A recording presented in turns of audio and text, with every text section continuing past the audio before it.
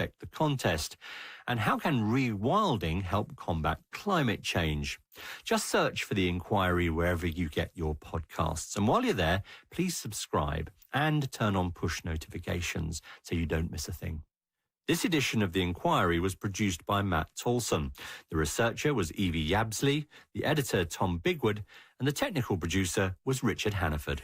That was The Inquiry from the BBC.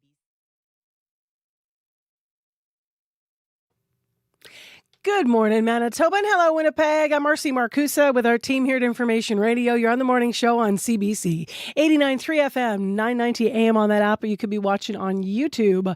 We are watching the weather, as always, this morning. Winnipeg's a warm spot in the province at 0. There is some very light traces of snow out there. Gillam has even more, though, some real light snow. And the cold spot in the province is Tuduli Lake at minus 19. Today in the city of Winnipeg, a high of 6 degrees, mainly cloudy. That chance of light flurries should continue with us through the day. Brandon, exactly the same, a high of 6 degrees, mainly cloudy for you. And up in Thompson, you'll be above 0 today as well. A high of 2 with a good chance of flurries. That plugs you into a bit of the day. Let's say hello to the team. Good morning, Mr. Darren Marash. We'll do you first. Darren is our producer on YouTube, so please say hello there in the comment section if you see, if you're watching the show. Also, Mr. Abby Adiemi in our control room. Abby's our lead tech on the show, and Abby covers weather, so we'll talk to him shortly. And Mr. Corey Funk is here also directing the program, and he'll be on the air covering your commute, which looks good so far. Heather Wells always starts us off with content. It's 2 minutes to 6 o'clock. Let's get into local headlines. Good morning. Good morning. Well, the plan to create Canada's first sovereign wealth fund is earning praise in Manitoba. Prime Minister Mark Carney says the Canada Strong Fund will act as an investment vehicle for major national projects. Chris Avery at Arctic Gateway Group, which operates the Port of Churchill and the railway that serves it, is optimistic about what this fund could mean for Churchill and the rest of the country. And a Winnipegger is the first overall pick in the CFL draft. Giordano Vaccaro, selected by the Ottawa Red Blacks. His family hosted a draft party with 250 of his closest family and friends. We're going to take you there in our next local news coming up at 6:30. Big family. Yeah. That's fun. Big family. Thanks, Heather. Thank you. All right, we'll look forward to hearing that. A little bit later in this show, there's still a lot of unanswered questions about Manitoba's proposed youth social media ban. As you know, Australia did this first last December. Kids under 16, they're off social media. So we went to Australia early this morning. We said good day to folks down under, and we found out how it's working. So we'll get that on for you later. We have a full feature interview with a guest from there. In addition, to start the show, we're staying very local. We're going to take you out to St. James. They have a community coffee event that's going to be back. We'll talk to one of the founders about making those connections.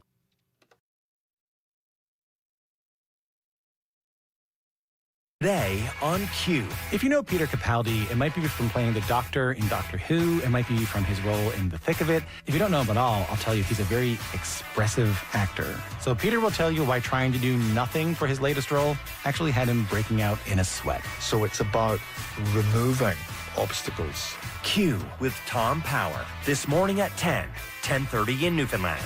And on CBC Listen or wherever you get your podcasts. This is World Report. Good morning. I'm John Northcott coming to you this morning from Ottawa. We have comprehensive coverage of the federal government's economic update for you, digging deeper into the details of the statement. The Carney Liberals are announcing a fiscal position that is better than expected.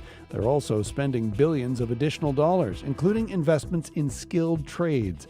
As Murray Brewster reports, that initiative is dovetailing with another government priority, strengthening the military. No, there's a number of programs existing, a number of government institutions that have been having different programs to help people in the trades, but we've not seen a comprehensive approach. Finance Minister François-Philippe Champagne on how Canada has been dealing with a chronic gap of 20,000 skilled tradespeople. At the same time, the Canadian military is short reservists and hopes over the next decade to add tens of thousands of part-time soldiers. Enter the economic update with a plan to pay the education of reservists if they take up a skilled trade. The country's top military commander, General Jenny Carignan, says the forces is already forging partnerships with trade schools to alleviate their own training issues. We can exploit those resources that are outside of our training system We're having a lot of success doing that. The economic update also promises to make the new Defense Investment Agency a separate entity with expanded powers to move equipment projects along more swiftly. What wasn't in the update, a detailed accounting of how billions in extra funds meant to get Canada to NATO's 2% target were spent. Dave Perry is a defense expert. We've seen an overdue, very welcome commitment of a serious injection of funding, but really remarkably little explanation of where those dollars are actually going to go. Perry says it won't be long before the public starts asking questions, especially as government cuts elsewhere become more apparent. Murray Brewster, CBC News, Ottawa. Much of the optimism expressed in the economic update is founded on the expectation of revenue being higher than previously forecast. That's because rising oil prices, largely due to the war in Iran, are bringing more money into government coffers. Even so, economists say the update drastically underestimates how much money Ottawa will take in this year. CBC's senior business correspondent Peter Armstrong tells us what this means for the federal books. Bravo. Merci, Monsieur le Président. Finance Minister François-Philippe Champagne tables the spring economic update in the House of Commons. He says the federal deficit is lower than expected and the Canadian economy is performing better than expected. And the good news, Mr. Speaker, we're just getting started. And the federal Liberals will get started on the next budget with what experts are calling a windfall. The economic assumptions the economic update has built on were submitted before global energy prices spiked. So instead of the main North American benchmark for oil fetching $75 per barrel, it's now closer to $100. Sahir Khan from the Institute of Fiscal Studies and Democracy says futures contracts show it will remain elevated well into next year. So, if that comes to pass, that we're at $80, $90 a barrel, then the federal government will have significantly higher revenues in the fall. And that's on top of, I think, the tax revenue that's coming in at a faster pace than was expected in the fall. That means the government can build in a cushion to use on whatever it chooses when it sits down to write the next budget later this year. Peter Armstrong, CBC News, Toronto. To Washington now, and for the first time, Secretary of War Pete Hegseth will be questioned by U.S. lawmakers about the war in Iran. Hegseth will appear today before the House Armed Services Committee. Then tomorrow he'll be joined by Joint Chiefs of Staff Chair General Dan Kane. The two are expected to try to explain the $1.5 trillion budget request for the Department of War. CBC's Willie Lowry joins us from our bureau in Washington. Willie, what can we expect today? As you mentioned, John, this is the first opportunity for lawmakers to ask direct questions about this now 2-month-long war in Iran. And while it's an annual hearing focused on the country's 2027 defense budget, Secretary of War Pete Hegseth is expected to be pushed on this current conflict.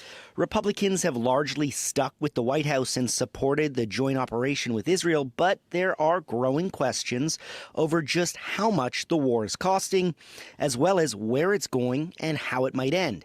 Democrats, for the most part, have expressed reservations and frustrations over the war. We are likely to see some of that spill out during today's hearing, but they are also questioning why the government needs a $500 billion increase from the 2026 budget.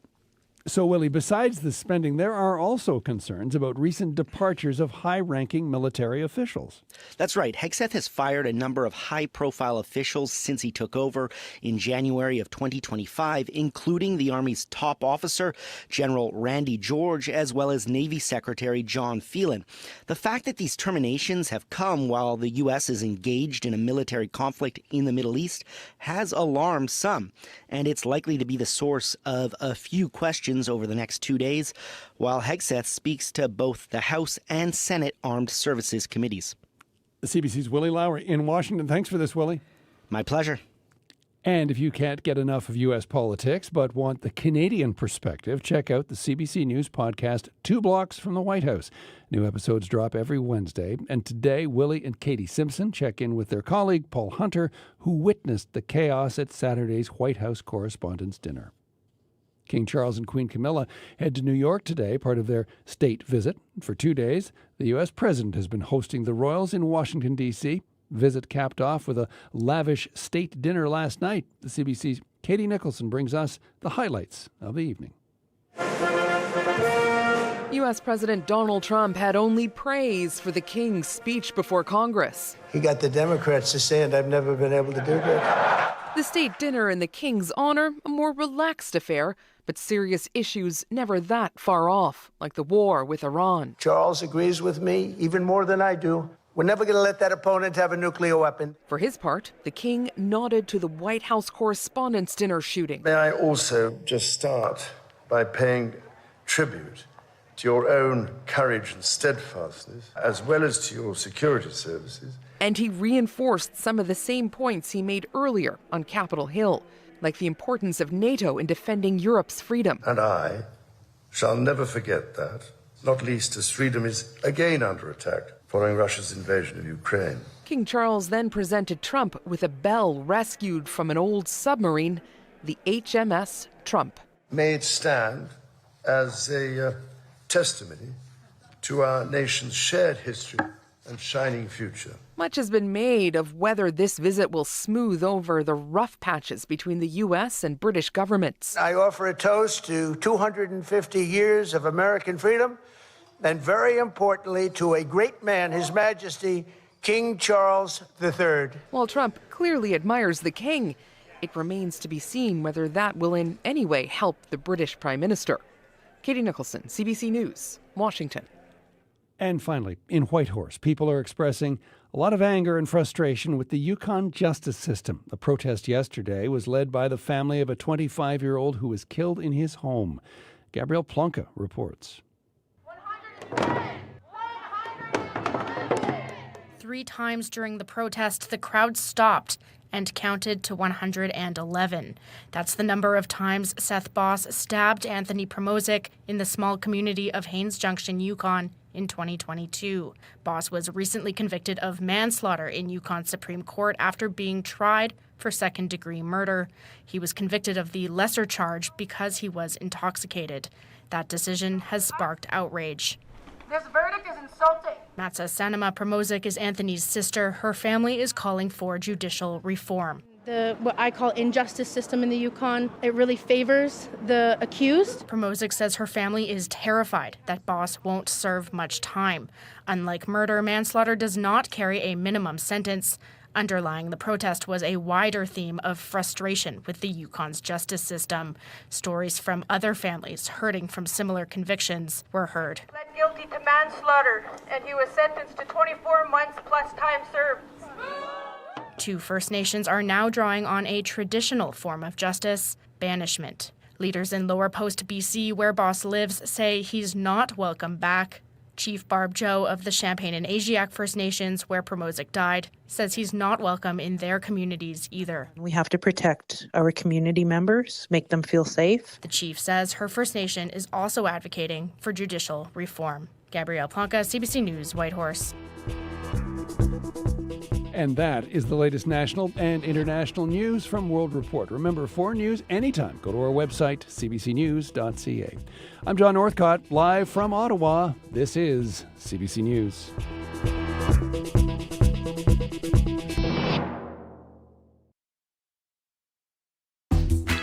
Good morning, Manitoba, and hello, Winnipeg. I'm Marcy Marcusa. This is Information Radio. We're live downtown in our CBC studios at 6:10 a.m. on April 29th already. Just hear me looking for the date here. It is lightly snowing outside, like really lightly snowing, so no stress there. And 0 is the current temperature. Abby will get into our forecast in just a moment. Looking not too bad for today, but not quite warm yet. This hour on the show, we'll talk about something that's going to warm you up if you live in St. James. The community coffee is back. We're going to talk to one of the founders about its purpose, how it's going, and how people are making connections in that Winnipeg neighborhood. Nice story to start the show. Also, with the UAE leaving OPEC, we're going to look at the shifting alliances in the region and whether the oil cartel remains relevant today, so stay tuned for that. And then right ahead of 7 o'clock, we're going to parse more through the government's spring economic update. Lots of things in there that could affect you here in Manitoba. including a couple of things we've done interviews on before. So I posted these up on my Facebook page. So the disability tax credit is changing. If you're a family that has to fill out forms each and every year, that will affect you in a big way. Also, a huge recruitment plan for workers in the skilled trades. So, of course, CBC's done extensive reporting at all of our skilled trades places in Winnipeg and in Brandon, different schools. So a lot of people who are apprentices or in the skilled trades will be affected as well. But there's a lot in there. So if you read the economic update and you want to react, you can write on Facebook to us. That's Marcy Marcusa, my page. Or you can always call us, 788-3205. We'll get you on before the end of the show. Right now, we have to go to Heather Wells. She's got headlines. Good morning. Good morning. Well, an AI data center is under construction close to Winnipeg. Bell Canada is transforming a former protein plant in the Arm of Rosser into a data center. It was the home of Merit Functional Foods, which opened in 2021 and went into receivership 2 years later. Bell calls this data center a small presence in Manitoba. It plans to build a much larger AI data center outside Regina. And people in Norway House have been cautioned to lock their doors as RCMP search for a man suspected in a bar shooting. Police were called late yesterday afternoon to the Play Green Inn bar in Norway House. 2 men had gunshot wounds. The First Nation says the suspected shooter was seen running into the bush. We'll hear more in our next local news coming up at 6:30. All right. Thanks, Heath. Thank you. Heather's with us, of course, throughout the morning and news anytime online at, as she mentioned, cbc.ca/Manitoba. Abby Adeyemi, good morning. How are you? Good morning, Marcy. Most of the province, we're anticipating more like a quiet and cloudier spring day, while the southern parts will see highs close to 6 degrees with those breezy conditions that will be felt. Up north still remains cooler, though most of the regions across the province really sporting light flurries and some areas getting light snow at this time. For the Red River Valley region, Winnipeg right now, looking at mainly cloudy skies. I see some flurries early in the day here and there. Wherever you are in the city, you might notice it. We're still tracking it. Light snow at the airport this morning. Both regions hovering near zero. We're heading for a high of 6 today. That will be followed by a cloudy night, and then we dip down to about -6. Similar conditions across the south. We're seeing temperatures near zero. Blanket of clouds from the Pembina Valley region all the way to the Parkland region. Expect this mainly cloudy skies to be present for most of the day with breezy conditions, and there's a light chance of flurries also in most of the areas. While up north, we see sunshine already in Tudula Lake right now with temperatures around -15. But for Winnipeg, we're anticipating a mainly cloudy day, breezy winds along, and a high of 6 degrees today. But currently, we're hovering around 0 and -1, depending on where you are in the city. We just can't quite crack it, can we? No, it's get to the other side. We're close. And May's just like a few days away. I know. But actually, someone's going to call us and go, it's just the end of April. But I'm looking forward to May showers, so I'll take that. I know. I want some flowers out there. Corey Funk? I saw a snowflake on my way in when I was biking, and I swatted it away like a mosquito. Right? And I almost would have rather been swatting away a mosquito, weirdly enough. I know. It's weird, right? That's where we're at We're right now. never satisfied. We're Manitobans. All right. What's going on in the otherwise? It's been pretty quiet overall. Haven't heard of any major issues yet. Despite the cold, still the roads are pretty clear. Haven't heard of any major issues. But if you do see something, you can give me a call on the CBC commuter line if you're walking, you're biking, you're driving. That number, 204-788-3093.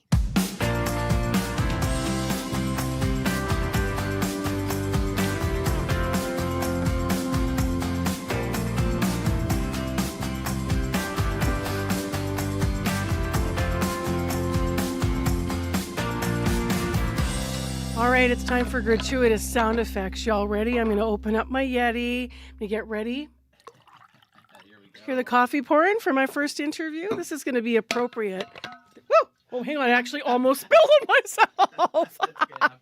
Live radio. You can kind of hear my guest off mic. My guest is here to talk about something he started in St. James. This has to do with sharing coffee, not spilling it on yourself. After the COVID pandemic, some people say there was a disconnection within people in St. James neighborhood. So one couple saw this as an opportunity to help the neighborhood and rebuild friendship and connection. They set up this little coffee stand just outside of Assiniboine Park, and now it's become this meeting place from Wednesdays in May until August, and they're bringing it back. They just started it last year. Tyler Crichton, let's turn his mic on, is one of the founders of St. James Community Coffee. Hello now officially. Hey, so nice to be here. Thank you so much. Sorry, this is really fun. I almost spilled coffee on myself, That's okay. literally there. It's okay. So you guys started this last year. We did. Yeah. Well, what was the talk like at home? Because it takes some guts to put yourself out there and do something like this, right? Yeah, we were just sitting at home and just kind of watching kind of the community talk online on social media, and we were just seeing some things in there that we didn't like, and we thought, you know what, let's just do something simple and let's invite people for a cup of coffee. We were in Edmonton for a trip and we saw people doing the same thing. And we thought that was cool. Let's do that in Winnipeg. So they just meet outside, have a cup of coffee. When It's that simple. When you Just have a say cup of see things coffee. you didn't like, would it be like people from the neighborhood that were you could sort of see disconnection growing because people get ugly online about various topics? Exactly, or? right? People probably seen online when you get on social media. It's always, negativity usually gets the attention. And we wanted to try and do our part to change that and get people talking again in person. What worries you about that as a community-minded person? Oh, it is worrying, right? Because people, conversation's important, and sometimes I feel that we're kind of losing that skill set and getting together as a community, right? So seeing people online, fighting each other, right? It's not healthy, Yeah. right? It's just not good. Let's cheers over that. You Yeah, ready? cheers. You have Love to it. put your mug. Your camera's here, and Oh, if you're hey. watching, we have to show people your mug. Where did you get this lovely mug? I got this at the Forks Trading Company. It has all the gems on in St. James on here, and when I saw it, I'm like, oh, I have to get it for coffee, right? I love that. Read some of the spots out on there. It's got Oh, little we got outlines. the Tramps logo here. I Yeah. grew down the street on Aldine right there, so that one's pretty special to me. Sergeant Sunday, of course, Yeah. right? Winnipeg Arena, Portage Polo Avenue. Park, Portage Avenue. The Trainer Jet in Oh, it's Woodhaven even got Park. that. Yeah. And then the Sturgeon Creek Association. Oh, that's as great. where I don't know where they got that logo from. We just started that organization last year, and It's on the mug already. yeah, sorry, we're revitalizing that organization. Yeah, Yeah. and it's already on the mug, so I'm curious how they got that. It's pretty cool stuff. Yeah. So you guys set up specifically where, and what was the turnout like last year? Yeah, so we set up just north of the Assiniboine Park pedestrian bridge. So it's on like the Portage side of Assiniboine Park, just where like those three paths kind of meet. You can see Sergeant Sunday just off in the distance there. And the turnout last year, like our first day, we were kind of surprised. We got 20 people that came out. Wow. That's Yeah. that's a good, healthy turnout. I know. And Yeah. the more community work that we do, the more we're seeing that like people are really craving this kind of activity, right? People are really craving that third place to come out and connect with their community. They just need the opportunity. So that's what we're providing to people. Got it. So it's every Wednesday. Every Wednesday from 7 a.m. to 8:30. So it's a little early, right? But we have coffee. We're really friendly and we got smiles. And it's designed to, come out on your commute to work, right? And you can have a cup of coffee with your neighbors and you can kind of build it into your day to make it really easy. Yeah. We actually had somebody that had been to one of yours suggesting we call you. That's how we heard about this. That's awesome. And what they wrote to us was, quote, this is part of what they wrote. It really melted my heart to see this generous act of kindness, especially at a moment to bring community together. And I wanted to bring this story to your attention in case you're interested to find out how they started this. What do you hear from people? We heard your intention to do this, but when people come out, either what are they talking about, or do they express how grateful they are to do this? Or Oh yeah, we get a lot of thanks and a lot of smiles, right? There's a lot of regulars now, right? So, we're really building kind of a community around this. So it's really cool to see, people talk about their day, right? What's going on in the neighborhood. And the important thing is they're all very constructive conversations because it's face to face, right? That's really nice to see. I'll tell you a really quick story. Please. And the things that we're starting to see by doing this is two people became friends, and one person was leaving on an extended vacation and they had no one to look after their house. Well, now they've made friends. Well, I'll look after your house. And then the other person said, in your neighborhood. Exactly. That's exactly what you want, right? Exactly. And Yeah. then in kind, they said, well, I'm a landscaper. Let me plant you a tree for you. They wanted to put a tree in their yard. So they're exchanging help. And that just shows that we have a healthy community, but we just need to put in a bit of work to get people connected to enable that kind of thing. Is this more needed in St. James? Because also St. James, we've done lots of features on different neighborhoods around Winnipeg, and St. James is sort of so spread out, and your main street's kind of Portage Ave. Yeah, So yeah, it's a little bit different. It's a little bit different in terms of connection. I don't think it's just a St. James thing. I don't think it's just NK has that too. but Mhm. It's not a pocket neighborhood though. Like some neighborhoods have pockets where they can, Yeah. I think having that community connection is important everywhere, right? I think we could all learn a thing from it, and if anyone wants to start their own coffee, I'd really encourage them to do that. I'll help them. Yeah. What does it take to do it? Are you guys out of pocket then? Like you must be paying for the coffee. Yeah, that's right. We decided that we're going to front our own money for this. We see it as an investment in the community, a tangible investment that we actually see things like improving because of it. right? So, we're privileged, we're well off, so we didn't mind throwing some money at it. And we sponsor with local coffee roasters and coffee shops. So this Great. year, Railway Roasters is our sponsor. So they're giving us a little bit of some helping hand with that. And we're really looking forward to that. Yeah. Is it right also that some smaller volunteer groups have been formed around the city because of this? Yeah. So I was mentioning the Sturgeon Creek Association just a little bit earlier there. And the reason we were able to find the previous board was through Community Coffee, because we had a conversation about it. My friend Jim, shout out to Jim, he was on the past board, and I was showing my frustration of like, I can't find the people who were running this before. Back in the 90s. It was all pre-internet, so I couldn't find anything. And he's like, why didn't you ask me? I was on the board. Winnipeg. Like, are you kidding? Exactly, right? So that's someone always knows someone. And that's what it's all about, right? It's just getting together and having a cup of coffee, and we try to keep it as simple as possible, right? I truly believe that we could learn some things from just doing the easiest thing that you can do right now, right? Instead of these big flashy things, all we do, set up a table, bring coffee, and invite people down. Love That's this. Love this idea. Love that you're continuing with it this year. Does it go rain or shine? And where can people find out if they wanted to sort of find out about it? Yeah, so you can find us on Instagram and Facebook. Just search St. James Community Coffee.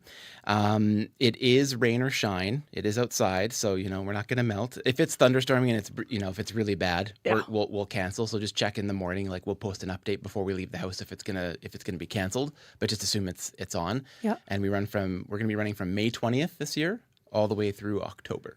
We'll have to come out and do our show with you one morning. Oh, there. that'd be lovely. Oh, yeah. I think that'd be It'd be fantastic. great. Yeah. We'll pick a beautiful day and we'll do that. Thank you so much for coming in early and telling us about it. Good luck with your This is initiative. so much fun. Thank you. I hope let us know if some other neighborhoods reach out to you too. Okay, sounds great. Nice to meet you. You too. That is Tyler Creighton, who's one of the founders of St. James Community Coffee. You can find them online. So you heard him say it, May 20th and through October. They'll serve coffee every Wednesday. That's today, but it's not May 20th yet. 7 a.m. until 8:30 a.m. at Portage Avenue entrance to Assiniboine Park. So if you're in St. James, you know where that is. You're right next to the pedestrian bridge and across the road from Sergeant Sunday. The puck may have dropped on the playoffs, but the news doesn't stop for hockey. I'm Brittany Greenslade, host of CBC Winnipeg News at 6. To get your local news, stream CBC Winnipeg News at 6, 24/7 on CBC Gem, the CBC News app, and selected streaming platforms. CBC Winnipeg News at 6, your local news on your favorite streaming device. Decline across Canada, and this is bad news for all of us. With less local news, noise, rumors, and misinformation fill the void, and it gets harder to separate truth from fiction. That's why CBC News is putting more journalists in more places across Canada, reporting on the ground from where you live, telling the stories that matter to all of us. Because local news is big news. Choose news, not noise. CBC News. See, local news, big news, neighborhood stories start the show. Love it. Right now in Winnipeg, it is 0, very light snow falling. Can't even really call it that. It's just like traces, and you go, is that a flake? What? It's not going to stay. Today we do have a high of 6 degrees in Winnipeg. Well, next on the show, as nations in the Middle East struggle to ship oil through the Strait of Hormuz, a long-standing member of OPEC has announced its departure. The United Arab Emirates, or UAE, is leaving the Organization of Petroleum Exporting Countries on Friday, May 1st. This is a move that some analysts say signals loosening ties in the regional cartel. Let's find out from an expert about it. Markham Hislop is a climate and energy journalist and joins us now live via Zoom. Good morning. Good morning. So what do you think about this? Is this signaling ties in the regional cartel, like that big changes are coming? That's a $64,000 question. There's been conflict between the UAE and Saudi Arabia, which is the de facto leader of OPEC for some time now. But what this does is fracture the consensus within the organization, its ability to either increase supply to lower oil prices or take supply out of the market in order to raise prices. And so there's lots of speculation about what this actually means, what the UAE is up to. But one of them is that if the International Energy Agency is correct, and we're going to see global peak oil demand before 2030 and decline in demand by the early to mid 2030s, then what that means is it's the low-cost producers, it's every nation for itself. They all would want to maximize their revenues, force the higher cost producers like the Americans out of the market, and basically take a bigger share of a shrinking market. That's one theory. We're going to have to wait to see how this story plays out. So this is my obvious, but also maybe ignorant question. So please take it just at face value. Would this be happening? Would they have pulled out in this way without the war? Well, I don't think there's any way to say. Let's say probably not. If the status quo held, they probably would not have. But the war in Iran and the ability of Iran to close the Strait of Hormuz and shut down somewhere around 10 or 15% of all oil has sent a global it's sent an energy shock all through the global economy. And the longer it lasts, the worse it's going to get. We're starting to see economies being significantly affected, like agriculture. Farmers can't get enough fertilizer. Prices are rising for all of those kinds of inputs. So,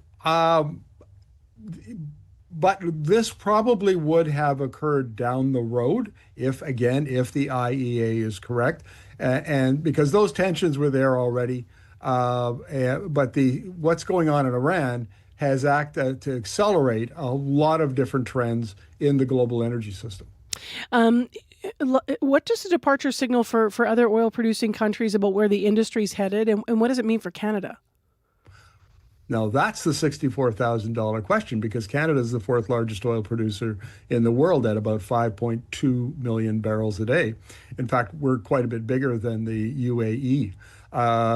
What it could mean is that, again, depending on who's right about where oil is going to go, because remember, OPEC is very, very bullish on the future of oil. It thinks that we're going to have about a 20% expansion in consumption by 2050.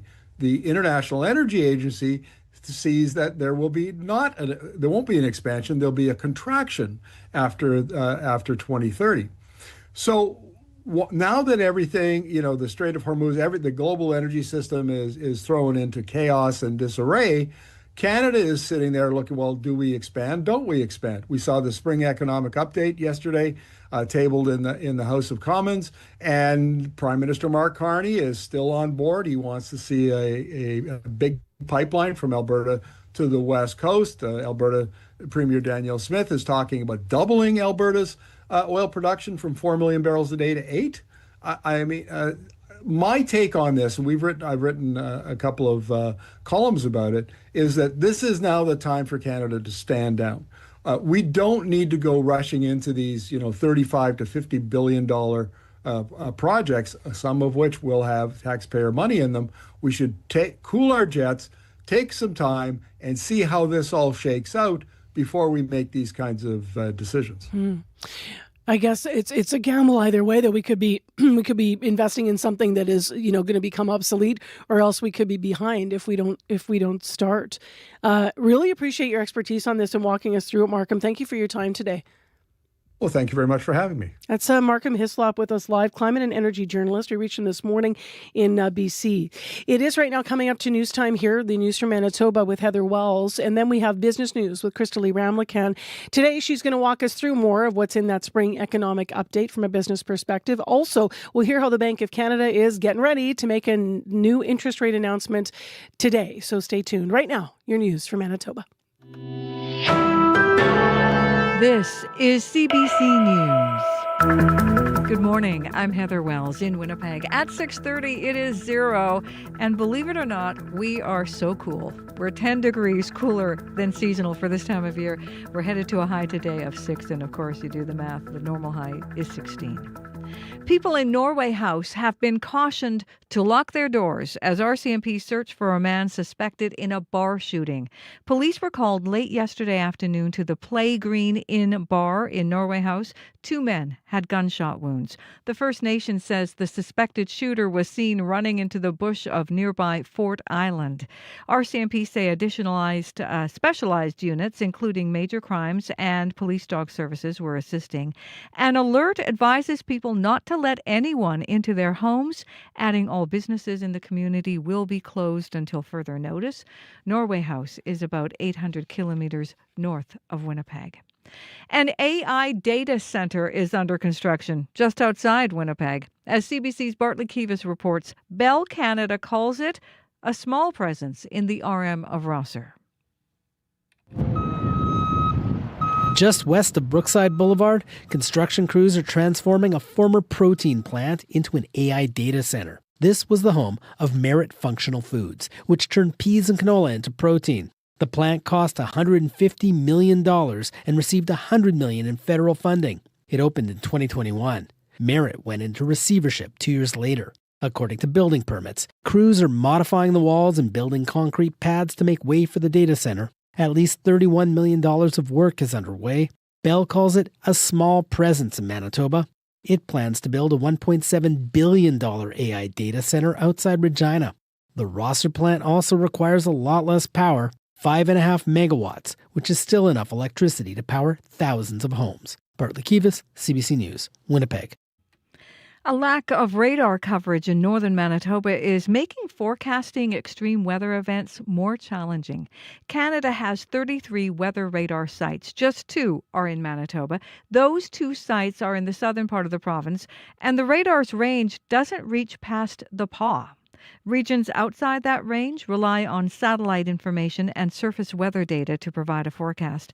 Atmospheric science professor John Hanasak says satellites can offer some data, but don't provide as much detail as radar. Considering other expenses that we sort of spend money on, if you add a few more radars, particularly in sort of the central and maybe some of the northern parts of the provinces, it might be a good investment, especially if we're going to be using more economic development, for example, in the Port of Churchill.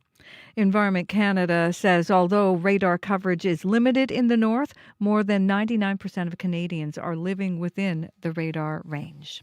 Well, the plan to create Canada's first sovereign wealth fund is earning praise in Manitoba. Prime Minister Mark Carney says the Canada Strong Fund will act as an investment vehicle for major national projects. Chris Avery is CEO of the Arctic Gateway Group, which operates the Port of Churchill and the railway that serves it. I liked what the Prime Minister talked about, which was, investing in infrastructure sort of akin to, back in the day when we invested in the Canadian Pacific Railroad. We are in those days again in terms of a different age and a different time, but we need to invest in those infrastructure. Premier Rob Canoe says he supports the creation of the new fund and also hopes it will help fund the Port of Churchill's expansion. Well, Ottawa is ramping up spending with the spring economic statement by Finance Minister François-Philippe Champagne revealing Canada is on a much better fiscal footing than previously thought. In fact, economists say yesterday's economic update is drastically underestimating how much money the federal government will make as the price of oil remains high. You can hear the latest on yesterday's economic statement and other national and international news coming up on World Report at 7. A Winnipegger, first overall in the CFL draft. Giordano Vaccaro putting on his new Red Blacks hat, selected first by Ottawa. Vaccaro's family hosted a draft party with 250 of his closest family and friends. He says everyone in the crowd played part in his football journey. I know everyone, every single person in this room. Yeah.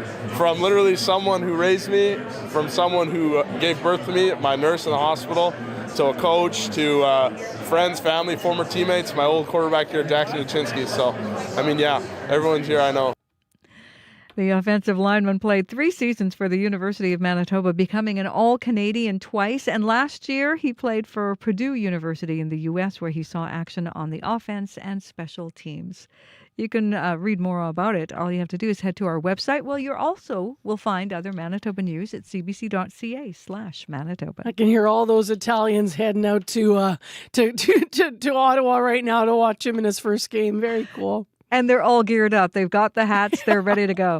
It was such a fun thing to see. There's photos on our website in the story of the crowd there cheering for him.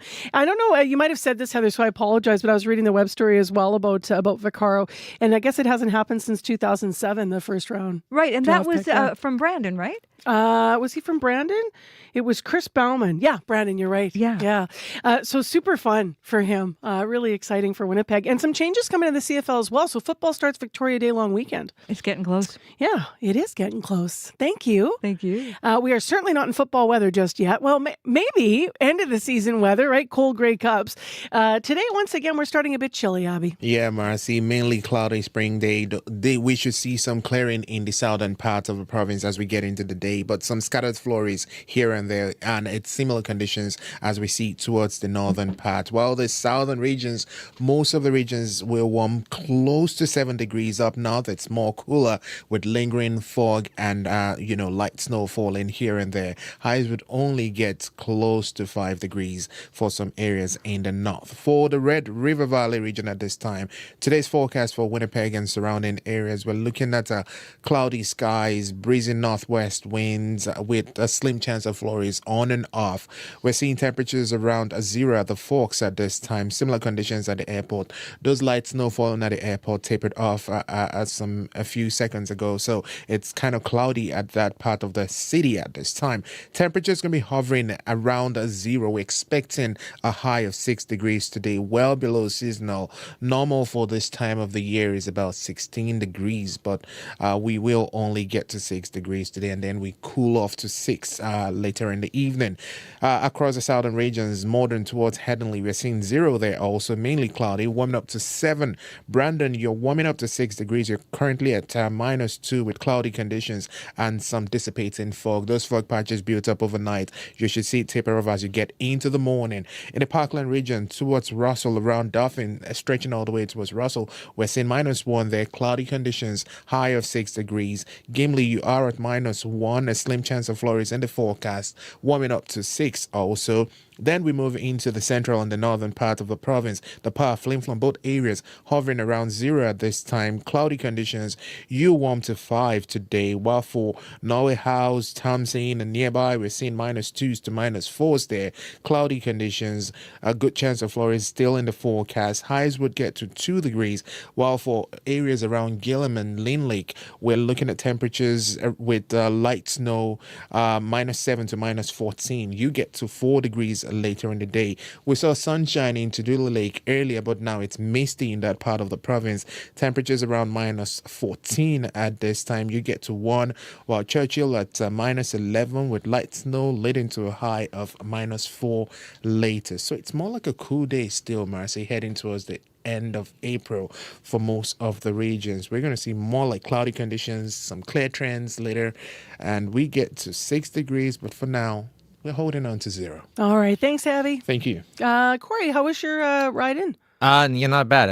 Besides that you one, run? I did ride in, but yeah, besides that one Your snowflake, bike? that made me very upset. It was fine overall, not slippery or anything like that. But if you and so far, it seems like the commute overall isn't too bad. Haven't heard of any major issues yet. Any new potholes or sinkholes? You never know. You can give me a call if you do see something. That number to call 204-788-3093. Okay, speaking of sinkholes, like what's up with this? We're going to ask that question, try to get an answer a little bit later. We heard about the massive sinkhole in the Elmwood EK area. That was in the road. And then, of course, there was the woman that fell in the hole, which we don't actually exactly know what the hole was. City says it could have been like a manhole that wasn't covered or something. But so what's going on with that? We're going to talk to someone from U of M, an expert in engineering and infrastructure, to find out if we should be worried about such things and what it is about our soil conditions that make these things happen. So that's coming up in the next hour of the show. Right now, let's get to business news. Crystalie Ramlakan joins us on Zoom. Hi to you. Hey, good morning, Marcy. So the federal government with the spring economic update yesterday, lots in it around federal finances. How are small businesses reacting? Well, the Canadian Federation of Independent Business worries the government is too focused on just a few big projects and helping major companies. CFIB President Dan Kelly says there was little in the update that will immediately help small and medium-sized firms. And gosh, the help is definitely needed. We've now had 6 quarters in a row where there are more business exits than businesses starting. That almost never happens, and it is very alarming. The federal government doesn't seem seized with this issue.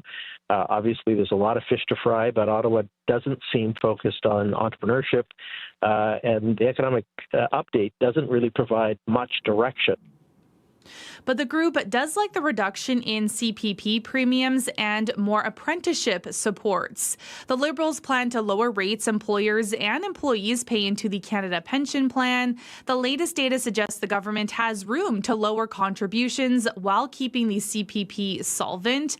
But it won't be life-changing money. An employee earning about $70,000 a year will save about $133 annually. And the government also plans to spend $6 billion over 5 years to recruit 80 to 100,000 trades workers. So that will include a weekly $400 top-up to apprentices completing in-class training, a one-time bonus of $5,000 for apprentices who complete their Red Seal certification, and a first-year wage subsidy of up to $10,000 for employers who hire apprentices. Love to get reaction from that. So if you're just getting ready to go to school, or maybe your school's out already, it's May, but maybe you've just wrapped up taking a program at one of our polytechs, give us a call, 788-3205. Let's talk about the Bank of Canada. They have their next interest rate announcement today. What are you expecting? Yes, so the central bank is expected to hold its key interest rate steady at 2.25%, but economists say rates could rise later. The bank is also set to release its latest economic forecast, and the bank has been grappling with a confluence of factors that have clouded the outlook for inflation and the economy. So heading into the year, many economists had predicted inflation would actually ease, but the outbreak of the war in the Middle East has led to a surge in oil prices, as we know, and upended inflation forecasts. And we're also going to hear from the U.S. Federal Reserve today. It will likely leave rates unchanged as well, and it will likely be a momentous day for Fed Chair Jerome Powell, where he may say if he will remain on the central bank's board of governors even after his term as chair ends on May 15th. So the leader of the Fed typically exits once their four-year term expires, even though technically they can hang on as a governor and continue voting on interest rate decisions. But you know what? These are not normal times. And Fed independence has come under attack during President Donald Trump's second term. And Health Canada, to another story here, has approved its first generic version of Ozempic, that drug that so many people are talking about. Canada's, though, the first G7 to authorize a generic alternative. What details do we have about it? Yes, so Health Canada has approved a generic injectable version of semaglutide manufactured by India's Dr. Reddy's Laboratories. So it's approved for the once-weekly treatment of type 2 diabetes in adults. But as you were mentioning, the drug is often prescribed off-label for weight management. That's why there's been so much talk about it. So Health Canada says many generic medications are 45 to 90% cheaper than brand name versions. So right now, a monthly supply costs between $300 and $400, sometimes more, depending on the dose. And a recent survey suggested about 3 million Canadian adults are currently taking GLP-1s, and that many more would like to, but cost is the barrier. So most drug plans only cover Ozempic for type 2 diabetes. That means anyone using it for weight management is likely paying out of pocket. Now, it's unclear when Dr. Reddy's generics will hit the market. Health Canada is currently reviewing 8 other generic submissions by different companies and expects to make a decision on those in the next few weeks and months. And in general, the more generic competitors on the market, the lower the prices. All right, Crystalie, we'll talk to you tomorrow. Okay, thanks. That's Business News on CBC, live on Information Radio with Crystalie Ramlichan.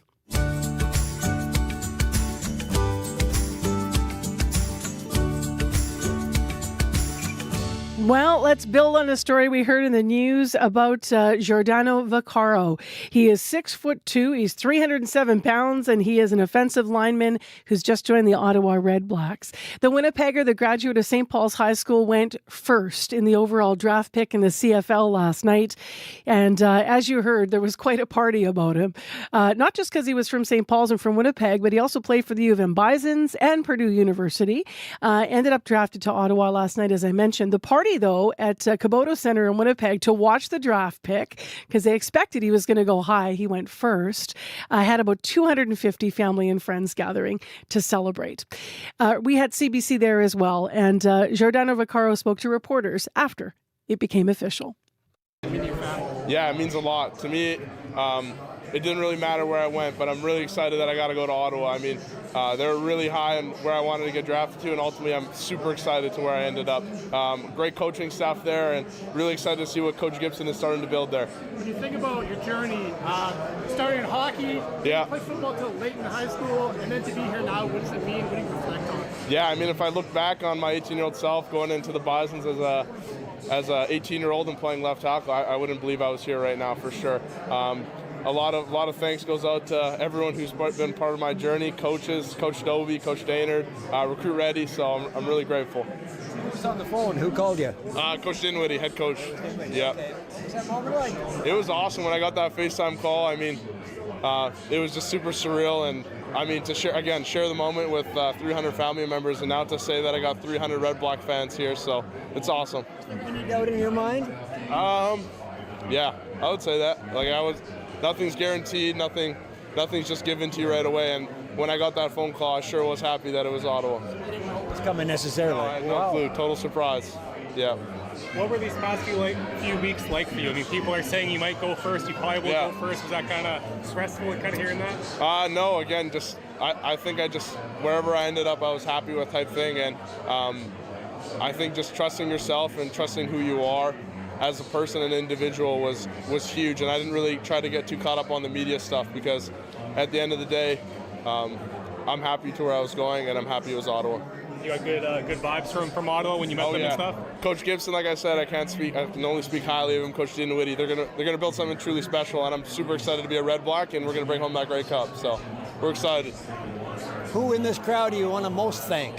Yeah, everyone. I want to thank everyone. Everyone in here right now matters to me, and they've been a whole part of my journey. Whether they invited me in for a meal, I mean, they're lost for that, but coach, former coach, mom, dad, grandma, grandpa, aunts, uncles, cousins, they're all here right now, just here to support me, and have been a huge part of my journey. How late's the celebration going to go, you think? I don't know. It's a big Italian family, so who knows? We'll see where the night goes. They could still be there over at Commute Center in Winnipeg this morning.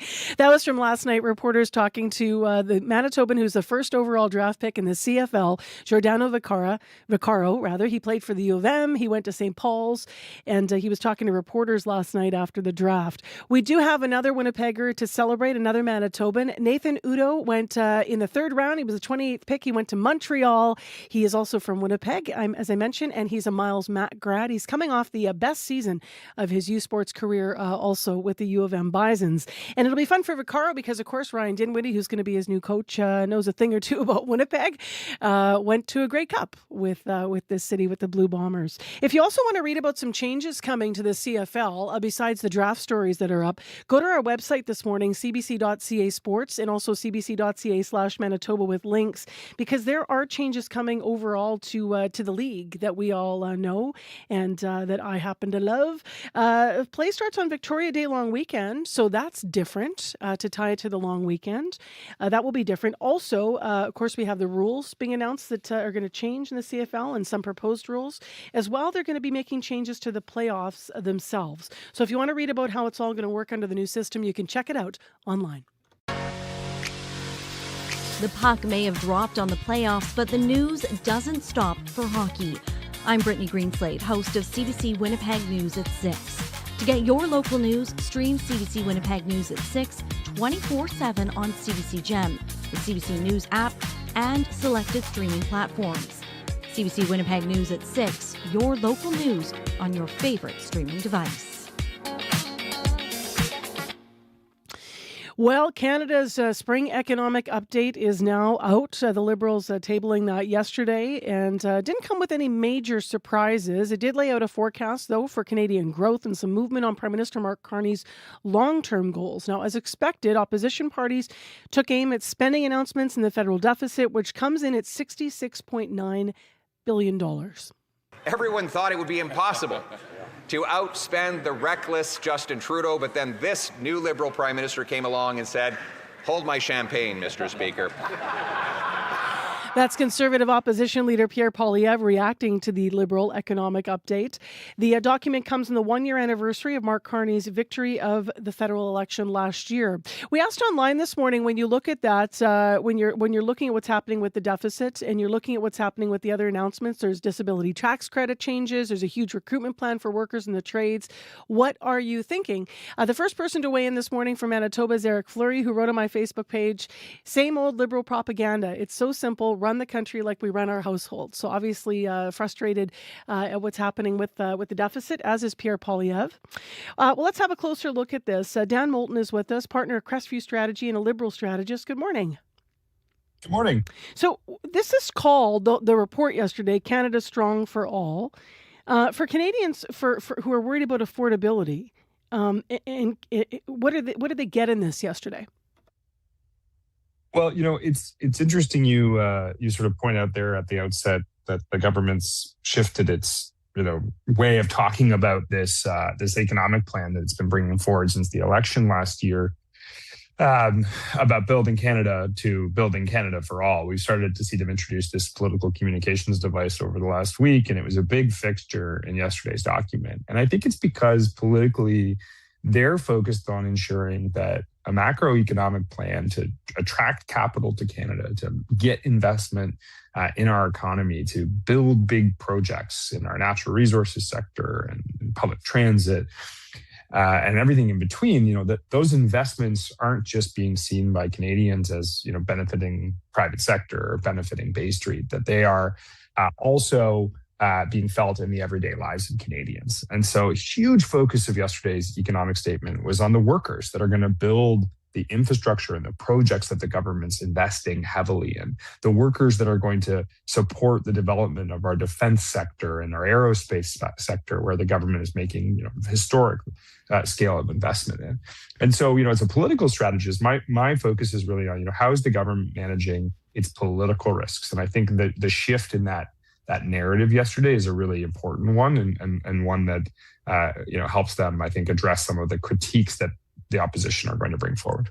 I guess there's still a political risk, though, that could be seen, that the plan for the long term, even if people like the investment in workers and the plan, looking at the instability, globally, that they may even see some things there in this. They may still not see that day to day what's going to help them with their budget. So could that still be seen as a political risk for how Canadians are going to view the Liberals? Yeah, I think you point out one of the real challenges that the government faces and will continue to face, which is that affordability is a persistent and pernicious challenge in the lives of Canadians. Paying the bills, it just seems that everything's going up, right? And I mean, the cost of housing is making things more unattainable. And it just creates a real political challenge for the government as they move forward on a plan that is really about the economic fundamentals, right? The job of the federal government is to focus on our long-term priorities and our economic fundamentals. But Canadians are still going to hold them to task on the concerns that they feel in their everyday lives. So the government, they brought forward a number of initiatives that help in a range of sectors that they have more control in, whether it be banking or airlines, where Canadians are feeling cost pressures. They brought forward a tax relief on the price of gasoline and are introducing time-limited measures to help reduce costs for Canadians in that area, which ideally also has impacts on other sectors like our food and food supply chains. So there's things that they can do, and I think they've introduced a number of measures in yesterday's economic statement to help to deal with that political challenge, because I think you're right, it's their sort of Achilles heel in the moment. Canadians elected Mark Carney to do a job that is he's up to the task of, which is a long-term economic project. but there are shorter term challenges that the Canadians are still going to expect results on. I'm pleased to see a government focused on that in their economic statement yesterday. If you were advising Carney a year out here, how would you advise him, given that obviously the Conservatives imply that he's an out-of-touch banker, which will reflect the view of some Canadians. The NDP says he's sold out on green values, which will also reflect the view of some Canadians. But then, of course, his popularity is high. He's got a majority. He's getting positive reviews globally. So what would you advise him that he should work on moving forward for Canadians to be better in touch? Well, I would say that there's a number of measures on which you assess the government's performance and give them their report card. As a political strategist myself, obviously the first thing I look at is public opinion polling.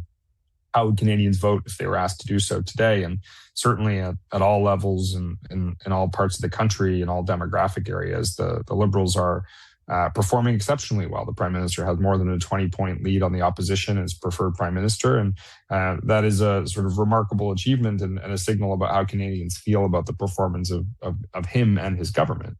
But, polls are fickle and so are voters. And so how do you sort of stay ahead of risks and challenges that might be created for you? I do think the big challenge that they face is that the story macroeconomically is strong, that they are able to attract investment, to get global investors excited about Canada again. And the Prime Minister is certainly uniquely up to that challenge, given his pedigree, background, and the work he's been doing to deepen global trade relationships beyond the United States. But the risk is that you get a lot of success there, and Canadians don't necessarily see it as something that's benefiting them in their lives. And so I would advise the Prime Minister to keep doubling down on this idea that Canadian workers, Canadian jobs are being created by these investments, and really focus on highlighting what this means for communities and the everyday lives of Canadian families. Dan, thanks for your analysis today. Thank you. Thank you. Have a nice day. That's Dan Moulton with his perspective. Of course, a Liberal perspective. He's a partner at Crestview Strategy and a Liberal strategist. We'd love what you think of the economics update. You can call us 788-3205. Actually, we're looking at reaching a Manitoban who would react to the disability tax credit changes for us to understand the impact on people's families. So try to get that on before the end of the show for you. Also coming up on Information Radio, we have a really fun medical column today and really interesting. So if you ever watched this show, The Pit, a lot of people are watching it. Super popular medical drama. Well, it's been awarded like so many Emmys. Dr. Bardwaj is also a fan, and we're going to tell you why. He says it's pretty true to what happens in some hospital settings. So stay tuned. We'll hear that. That's kind of a different column for us today.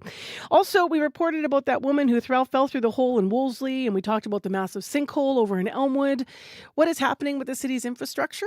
What should we make of these huge openings, I guess, in our infrastructure? We're going to talk to a professor of civil engineering who studies this, actually. And we will have more around the social media ban. More analysis. We'll take you to Australia later. They've had a ban there since December, so that's later in the show. And the next hour of the show, we're going to look at some of the challenges around privacy with a social media ban for kids under 16. 2 minutes now to 7 o'clock. Heather Wells is in with other local headlines. A lack of radar coverage in northern Manitoba is making forecasting extreme weather events more challenging. Manitoba has 2 weather radar sites, but their range does not reach a larger part of the north. And so Flin Flon's emergency coordinator says the lack of that radar makes it harder to respond to weather emergencies like last summer's wildfires. And the plans to create Canada's first sovereign wealth fund is earning praise in Manitoba. Chris Avery at Arctic Gateway Group is optimistic for what it could mean for Churchill and the rest of the province. Your next local news coming up at 7:30. All right. Thanks, Heather. Thank you. Light snow falling, very trace amounts in Winnipeg. It's 0. Our high today is 6. And your commute so far, so good. 788-3093 with any commuter updates. And we're going to hear more analysis of yesterday's finances at the federal level coming up on World Report.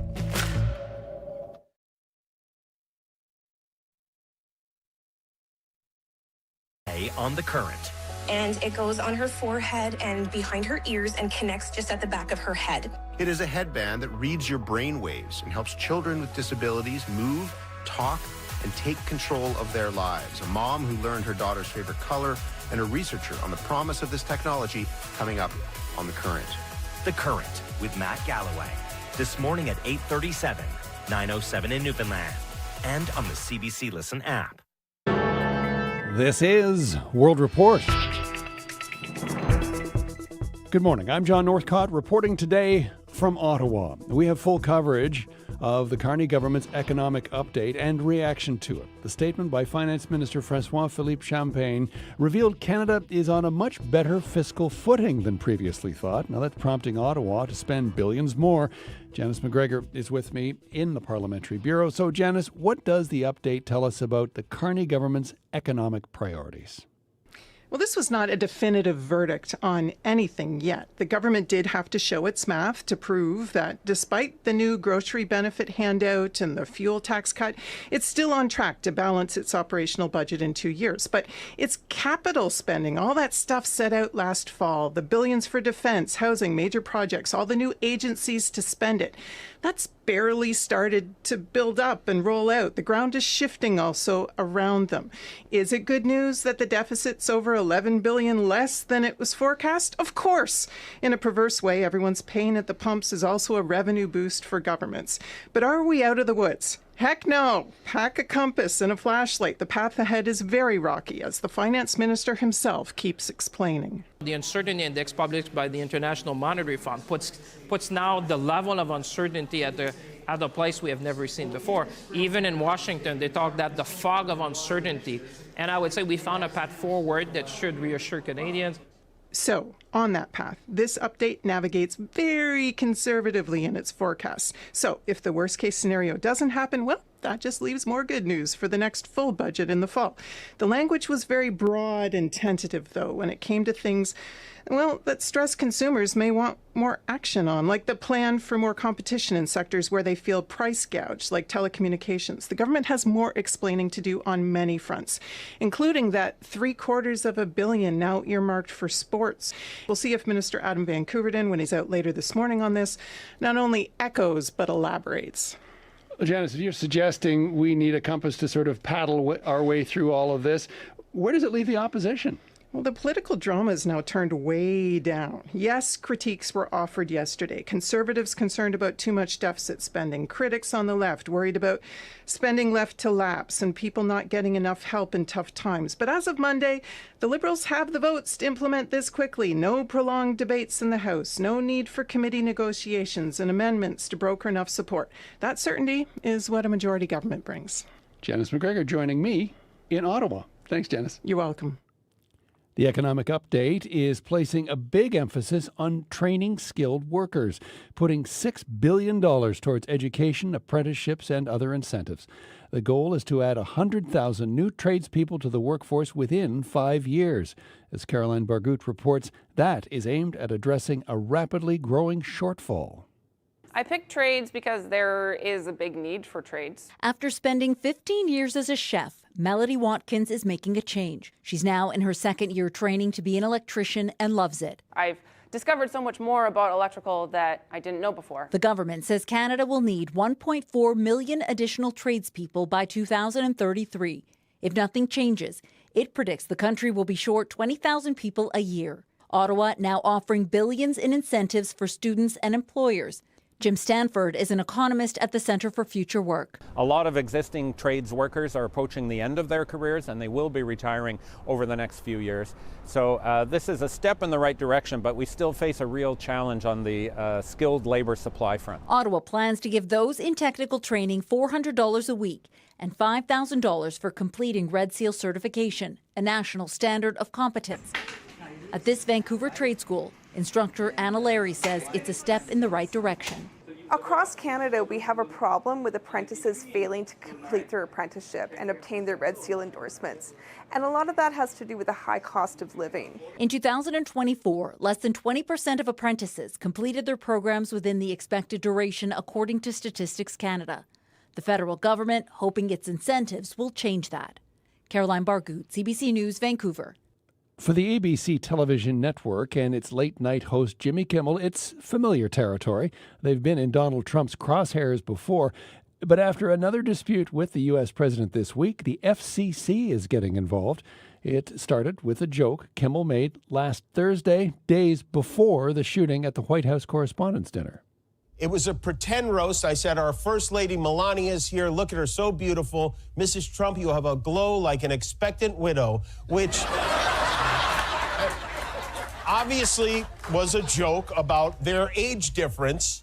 Now, the Federal Communications Commission has ordered a review of all station licenses owned by ABC. Its chairman, Brendan Carr, is a close Trump ally who has repeatedly threatened to take away some broadcasters' station licenses. This move could be the first direct step towards doing that. King Charles and Queen Camilla head to New York today as they continue their state visit. For 2 days, the U.S. president has been hosting the royals in Washington, D.C., a visit capped off with a lavish state dinner last night. The CBC's Katie Nicholson brings us the highlights of the evening.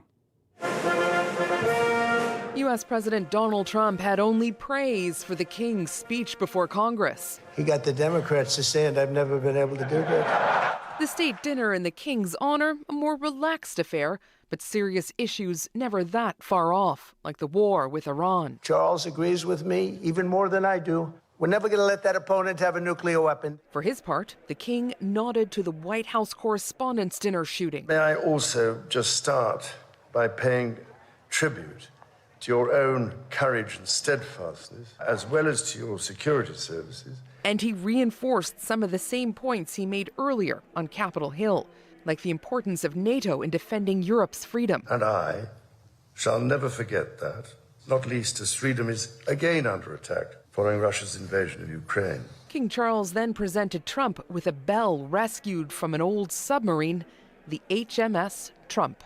May it stand as a testimony to our nation's shared history and shining future. Much has been made of whether this visit will smooth over the rough patches between the U.S. and British governments. I offer a toast to 250 years of American freedom, and very importantly, to a great man, His Majesty, King Charles III. While Trump clearly admires the King, it remains to be seen whether that will in any way help the British Prime Minister. Katie Nicholson, CBC News, Washington.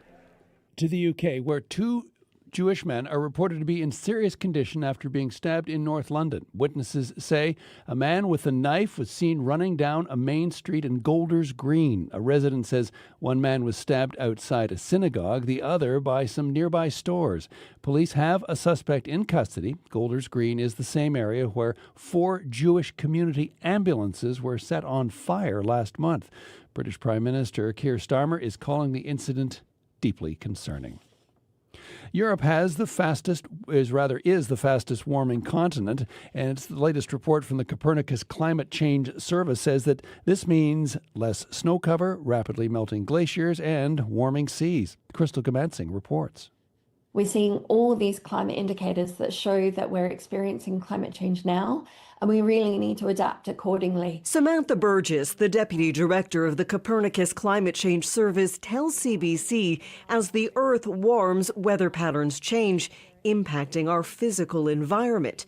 She says a record 86% of the region experienced at least one strong marine heat wave. Greenland's ice sheet lost 139 billion tons of ice, the equivalent of losing 100 Olympic-sized pools every minute. And snow cover in Europe at the end of March was 1.32 million square kilometers below average. That's about the same area as France, Italy, Germany, Switzerland, and Austria combined. More exposed dark land means more energy absorbed, leading to hotter, drier conditions.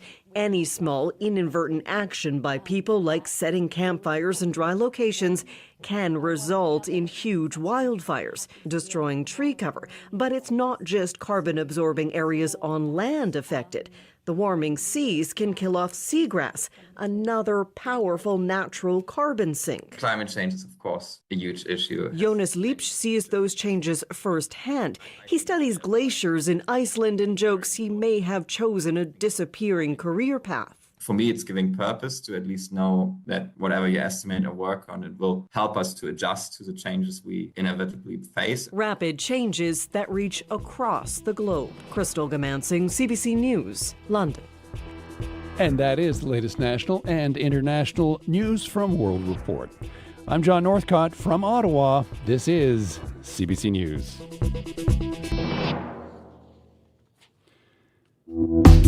Good morning, everyone. I'm Marcy Marcusa. This is Information Radio. We're live in downtown Winnipeg, and it's another day where we're just going to be above zero. A little bit chilly. Thanks for joining us as we get through April. Well, yesterday, the Spring Economic Update was announced by the federal government. One of the things in it were changes to the disability tax credit application process. So what does that mean? It means that people could spend a lot less time having to fill out and prove if they are caring for a loved one or are a person living with a disability. They're going to streamline some things. We're going to get some reaction this morning from David Crone, who's with the Cerebral Palsy Association of Manitoba. Also this hour on the show, we have a really fun medical column and an interesting one as well. I often watch medical television shows and I think, come on, is it really like that? Dr. Bardwaj says he loves The Pit. You've probably seen that Emmy Award-winning show where you've heard about it. We're going to find out why and what the value is there. Plus, sinkholes. Holes that women fall through in Winnipeg. Holes that open up the street in Winnipeg. Why do they happen? Is this a worry about our infrastructure? We've had a couple stories in the news lately. We're going to talk to a prof who specializes in this kind of infrastructure. He's an engineering prof. He'll join us before 8 o'clock. Right now, Heather Wells, speaking of the news, is back with other developments. Good morning. Good morning.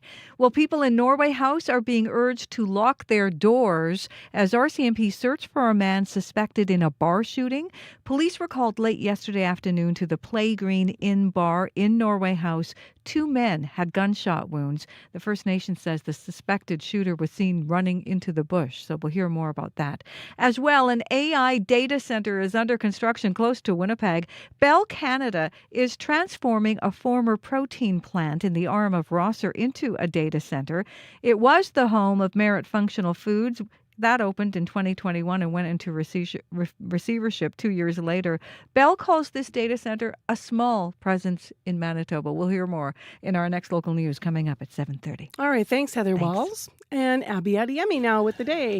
More like a cloudy spring day, Marcy. Most of the areas will see the sprinkle of light snow and flurries today from the north all the way to the southern part of the province. Though in the northern part, we see more like light snow falling as you travel towards Churchill this morning.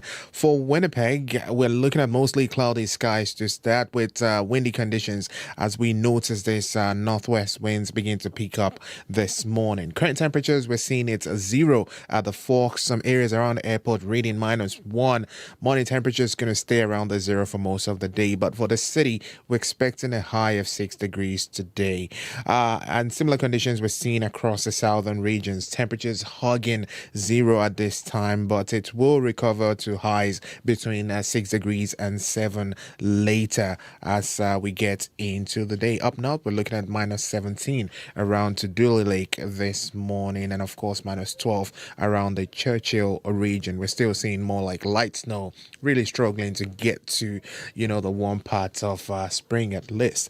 But in summary, we're going to see a mix of sun and clouds, cool spring morning, and the city currently expecting some windy conditions to kick in soon. We're currently at 0 and we're heading to 6 later today. Okay, pretty straight ahead. So is the commute, right, Corey? Very straight ahead so far. I haven't heard of any major issues yet, but if you're walking your bike and you're driving, you want to give me an update, you can give me a call on the CBC commuter line. That number 204-788-3093.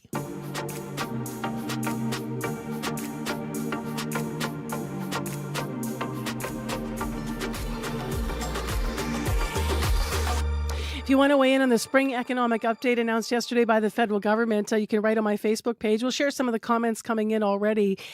We have been looking at the top line, headlines of what came out of that. There's a lot to analyze.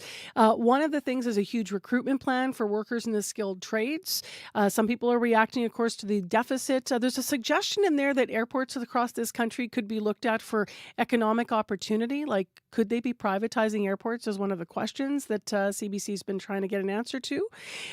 So there's a whole bunch of things in there. One of the other things that people are discussing this morning are changes coming to the disability tax credit application process in this country. So they're promising now the feds are to streamline the process. And what that means is less paperwork, because if you have a formal diagnosis of one of more than 40 long-term conditions, you need to fill out all this paperwork, and you may need to fill it out year after year.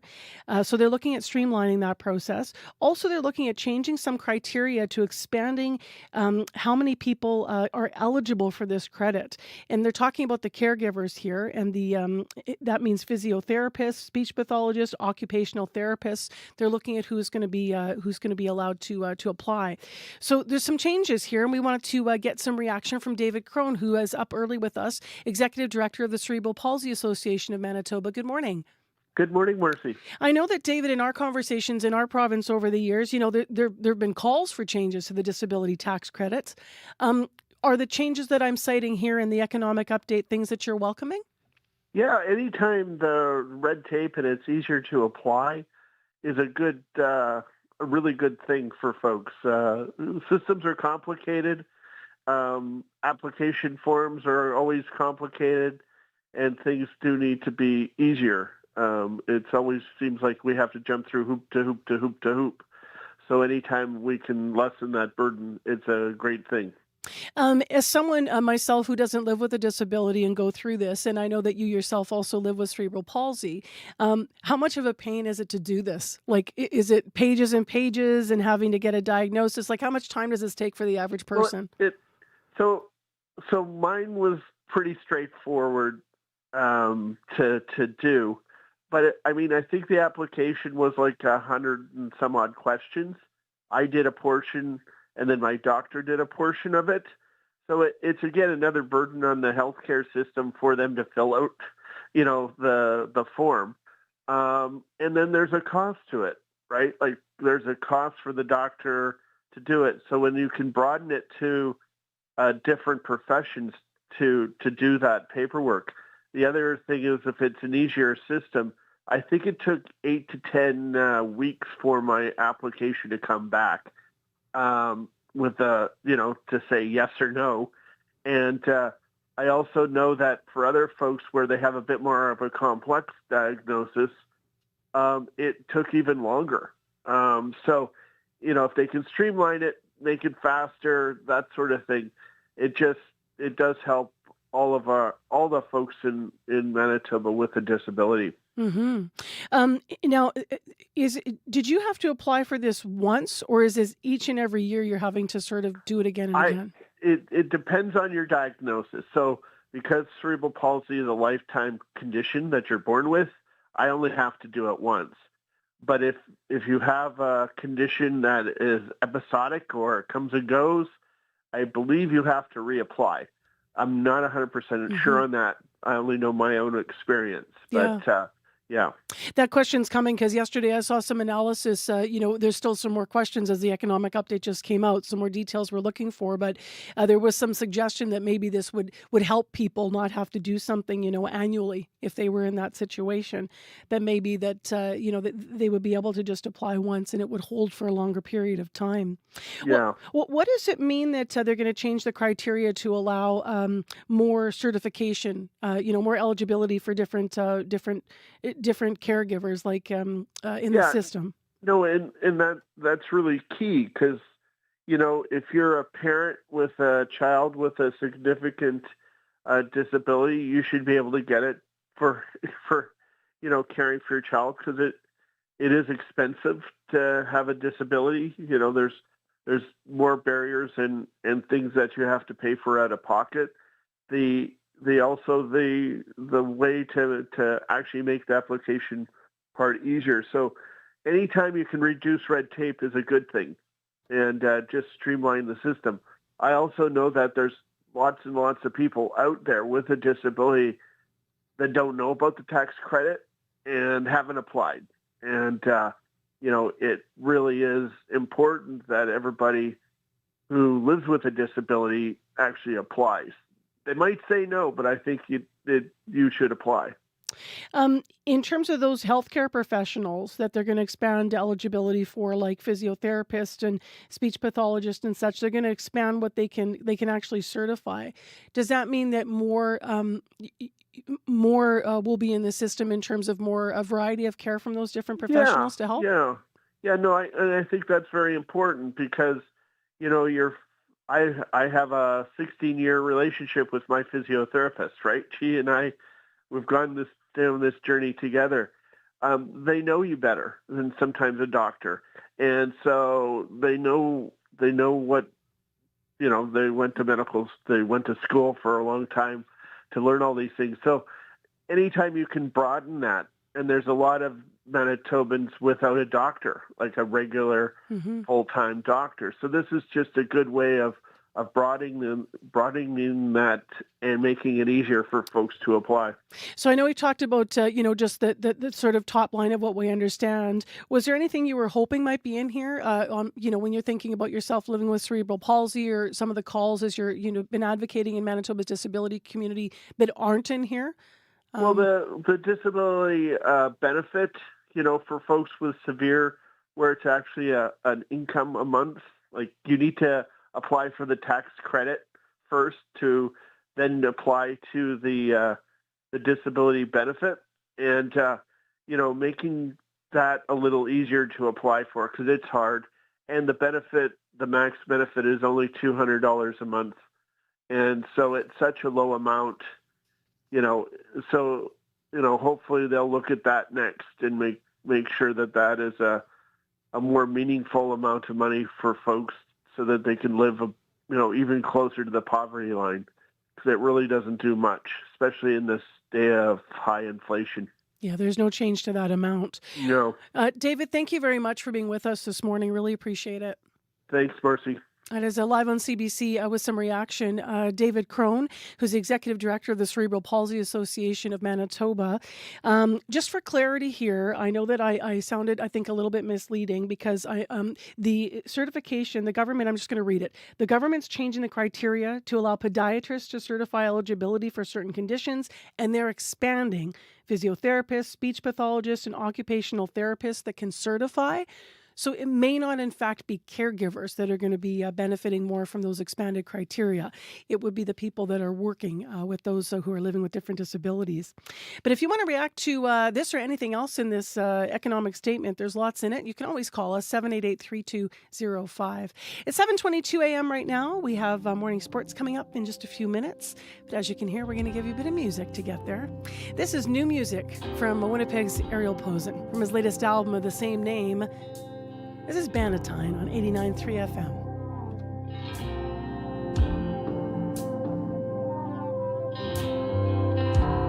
Another day, miles away, missed your message. 3 hours behind, at least deadly.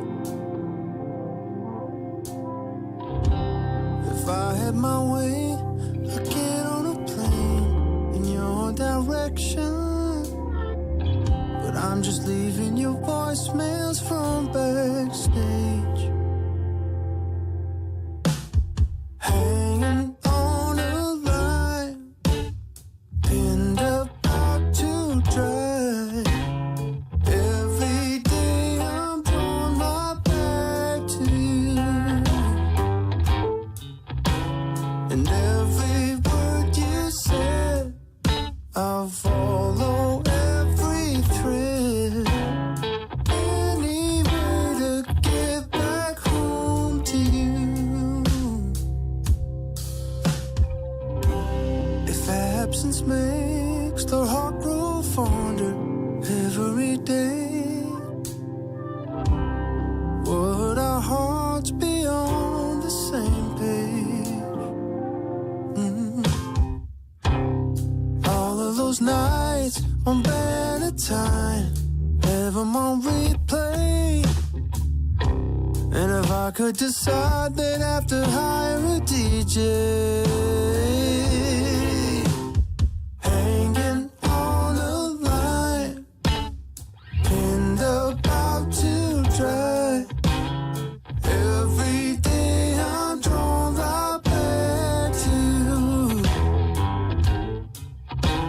and every word you said I'll follow every thread, any way to get back home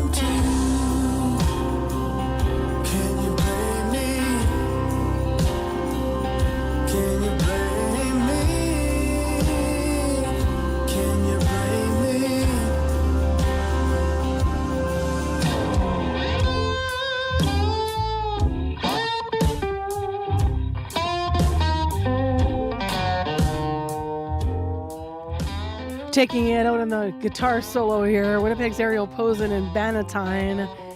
Scott Regehr is sliding in to talk about sports with us this morning. How you doing? That's pretty good, pretty funky. Not me, the music, but doing well, thank you. Good. Why don't we start in the NHL playoffs? There are still 2 Canadian teams left.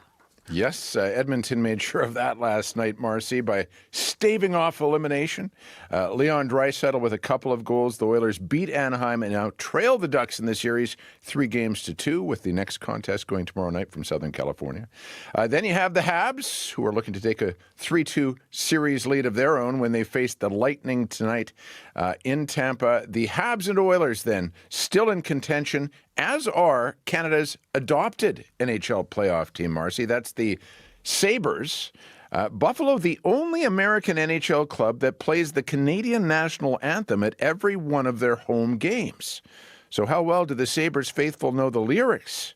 Well, listen to what happened before last night's game with Boston, with Cammie Clooney's microphone dropping out. Oh, Canada, our home and native.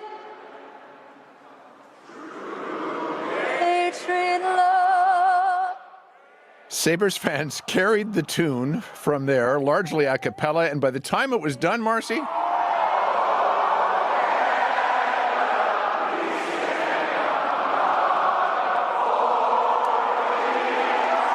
love that.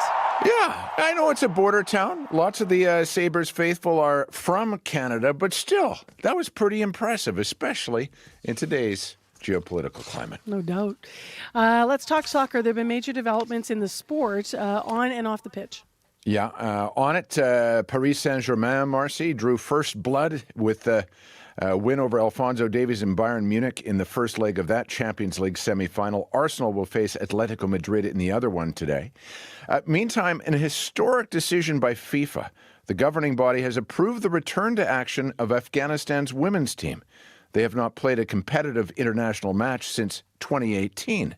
The Taliban's return to power triggered restrictions on women's rights in that country, including a ban on them playing sports. Yesterday, at a council meeting in Vancouver, FIFA amended its rules and can now approve the registration of a national or representative squad under quote-unquote exceptional circumstances. The founder of the Afghan team is Khalida Popel. It's extremely empowering, and it's something that we have been waiting and fighting for such a long time to get the recognition and getting FIFA on board with us. The team will be a symbol of resilience.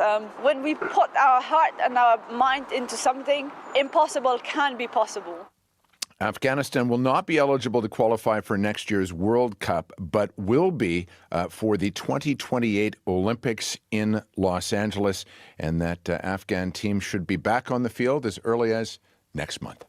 And finally, let's finish with football. We've been talking about this in Winnipeg already. A big day for the CFL. Yeah, big day for the city, too, right? First overall draft pick, a Winnipeg native, Giordano Vaccaro. He's a defensive lineman that starred at Purdue. He's going to the Ottawa Red Blacks. Then with their first pick, fourth overall, the Bombers selected defensive end Noor Gatquath, an Edmonton native. He played at Wake Forest. Now he is at minicamp with the Denver Broncos. That could delay his arrival. But should he draw in with the blue and gold and make the team, he would be the only Canadian defensive end on the roster. Certainly that would be in a position to start. Then you have the new rules coming into place that the CFL announced yesterday. With the new postseason format, Marcy, teams that finish first in the East and West will have to win at least 2 playoff games to reach the Grey Cup and record one more victory if they're going to hoist the trophy. Conversely, the lowest seeded team has to win 3 postseason matchups on the road, no less, if they're going to reach the championship game. So this means more opportunities for CFL fans to see home games. It means more revenue for the league and its players. And some will wonder how credible it is. This is a league with 9 teams. That's it. And 8 of them now will be in the postseason. So there is that argument as well. Yeah, for sure. All right. Thanks a lot, Scott. You betcha. Also want to mention Nathan Udo, who is a receiver who went 28th. He went to Montreal. He's also from Winnipeg. He went to Miles Mack. Your news is coming up next. This is CBC News. Good morning. I'm Heather Wells in Winnipeg. At 7:30, it is 0, mostly cloudy in Winnipeg today, and we will be feeling cool again, a high of 6. That's 10 degrees cooler than normal for this time of year. Well, people in Norway House have been cautioned to lock their doors. As RCMP searched for a man suspected in a bar shooting, police were called late yesterday afternoon to the Play Green Inn bar in Norway House. 2 men had gunshot wounds. The First Nation says the suspected shooter was seen running into the bush of nearby Fort Island. RCMP say additional specialized units, including major crimes and police dog services, were assisting. An alert advises people not to let anyone into their homes, adding all businesses in the community will be closed until further notice. Norway House Cree Nation is about 800 kilometers north of Winnipeg. Racial stereotypes could have played a role in the death of Aisha Hudson. That is part of the testimony at the inquest into the teen's death. She was shot to death by a Winnipeg police officer following a car chase in 2020. Caitlin Garlick reports. The officer who killed Aisha Hudson said he thought the 16-year-old First Nations girl was an Indigenous male, but told the inquest into her death in February that belief didn't affect his actions. On Tuesday, an expert testifying in the inquest said he thinks racial stereotypes could have enhanced the officer's fear or perception of danger, even if it was unconscious. Police racism expert Scott Wortley said he was struck by the testimony that the officer identified that he believed the individual was Indigenous and male, and said gender and race are 2 things that can contribute to use of force. Expert Wortley testified, "We can't know for sure what police were thinking in the moment they used force on someone, and it's unlikely an officer would ever say racism affected their actions, even if they were aware of it. But having better data could help us understand how race affects policing at all levels." Wortley also said other changes, like more training for police on things like reconciliation and the child welfare system, could be helpful. Caitlin Gowerluck, CBC News, Winnipeg. An AI data center is under construction close to Winnipeg. Bell Canada is transforming a former protein plant in the arm of Rosser into a data center. This was the home of Merit Functional Foods. It opened in 2021 and went into receivership 2 years later. Bell calls this data center a small presence in Manitoba. It plans to build a much larger AI data center outside Regina. A lack of radar coverage in northern Manitoba is making forecasting extreme weather events more challenging. Manitoba has 2 weather radar sites, but their range doesn't reach a large part of the north. Instead, forecasters have to rely on less detailed satellite information and surface weather data. Flin Flon's emergency coordinator, Mike Funk, says the lack of radar makes it harder to respond to weather emergencies like last summer's wildfires. A difference of 20 kilometers an hour in a forest fire makes a world of difference. So if you can have that up-to-date information, then firefighting response, that all of that stuff can be adapted to that. It would be more real-time, more proactive than reactive to the situation. Environment Canada says 99% of Canadians live in areas covered by radar, and it monitors its networks regularly to look for possible improvements. The plan to create Canada's first sovereign wealth fund is earning praise in Manitoba. Prime Minister Mark Carney says the Canada Strong Fund will act as an investment vehicle for major national projects. Chris Avery is CEO of Arctic Gateway Group, which operates the Port of Churchill and the railway that serves it. I liked what the Prime Minister talked about, which was, investing in infrastructure to serve akin to, back in the day when we invested in the Canadian Pacific Railroad. We are in those days again in terms of a different age and a different time, but we need to invest in those infrastructure. Premier Wab Kinew says he supports the creation of this new fund and also hopes it will help fund the Port of Churchill's expansion.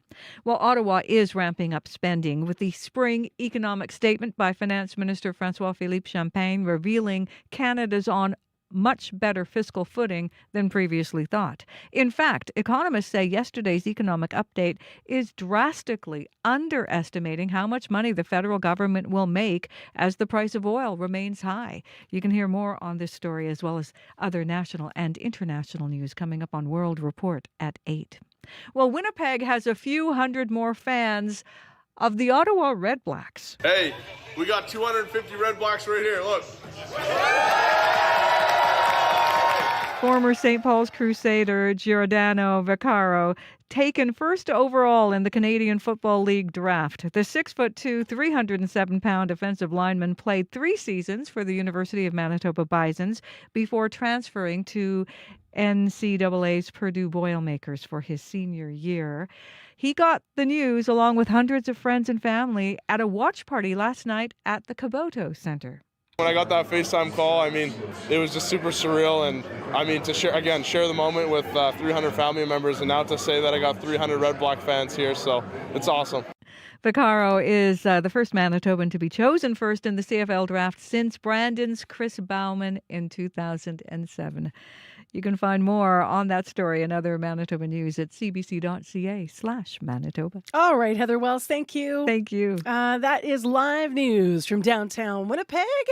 And now let's find out what's going on with the weather forecast. Yeah, Marcy, while the south remains breezy with some cloudy conditions, we're still noticing those cool conditions in the northern part of the province with light snow felt here and there.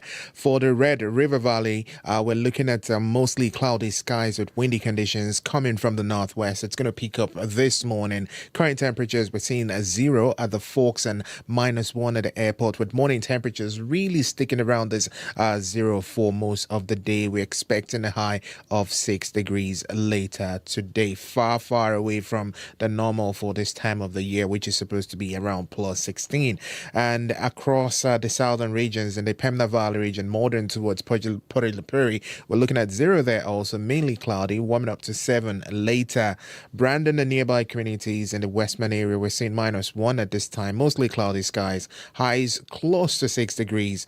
From Dauphin towards Russell and all the way towards Roblin, we're seeing cloudy skies there also, -1 at this time, 6 degrees is your high for the day. Gimli and nearby, you're around -1, mainly cloudy there, warming up to 6 degrees. Then we cross over into the central and the northern part of the province. The path from both regions seeing a 0 at this time, cloudy conditions, warming up to 5 degrees later. Around Norway House, we're looking at -2 and cloudy with a high of 2 degrees later in the day. There is a good chance of flurries in the forecast, while around Thompson, Linlake and Gillam, these regions are kind of seeing temperatures between -5 and -10 and mostly cloudy. Highs, some areas see 0, some areas get to 4 degrees. For Tuduli Lake, we're spotting misty conditions there, -17 at this time. Warm close to 2 degrees, while in Churchill and the York region, -12 with light snow at this time. Your high only get to -4. So in summary, it's more like a mix of sun and clouds and cool spring temperatures across board. For the city,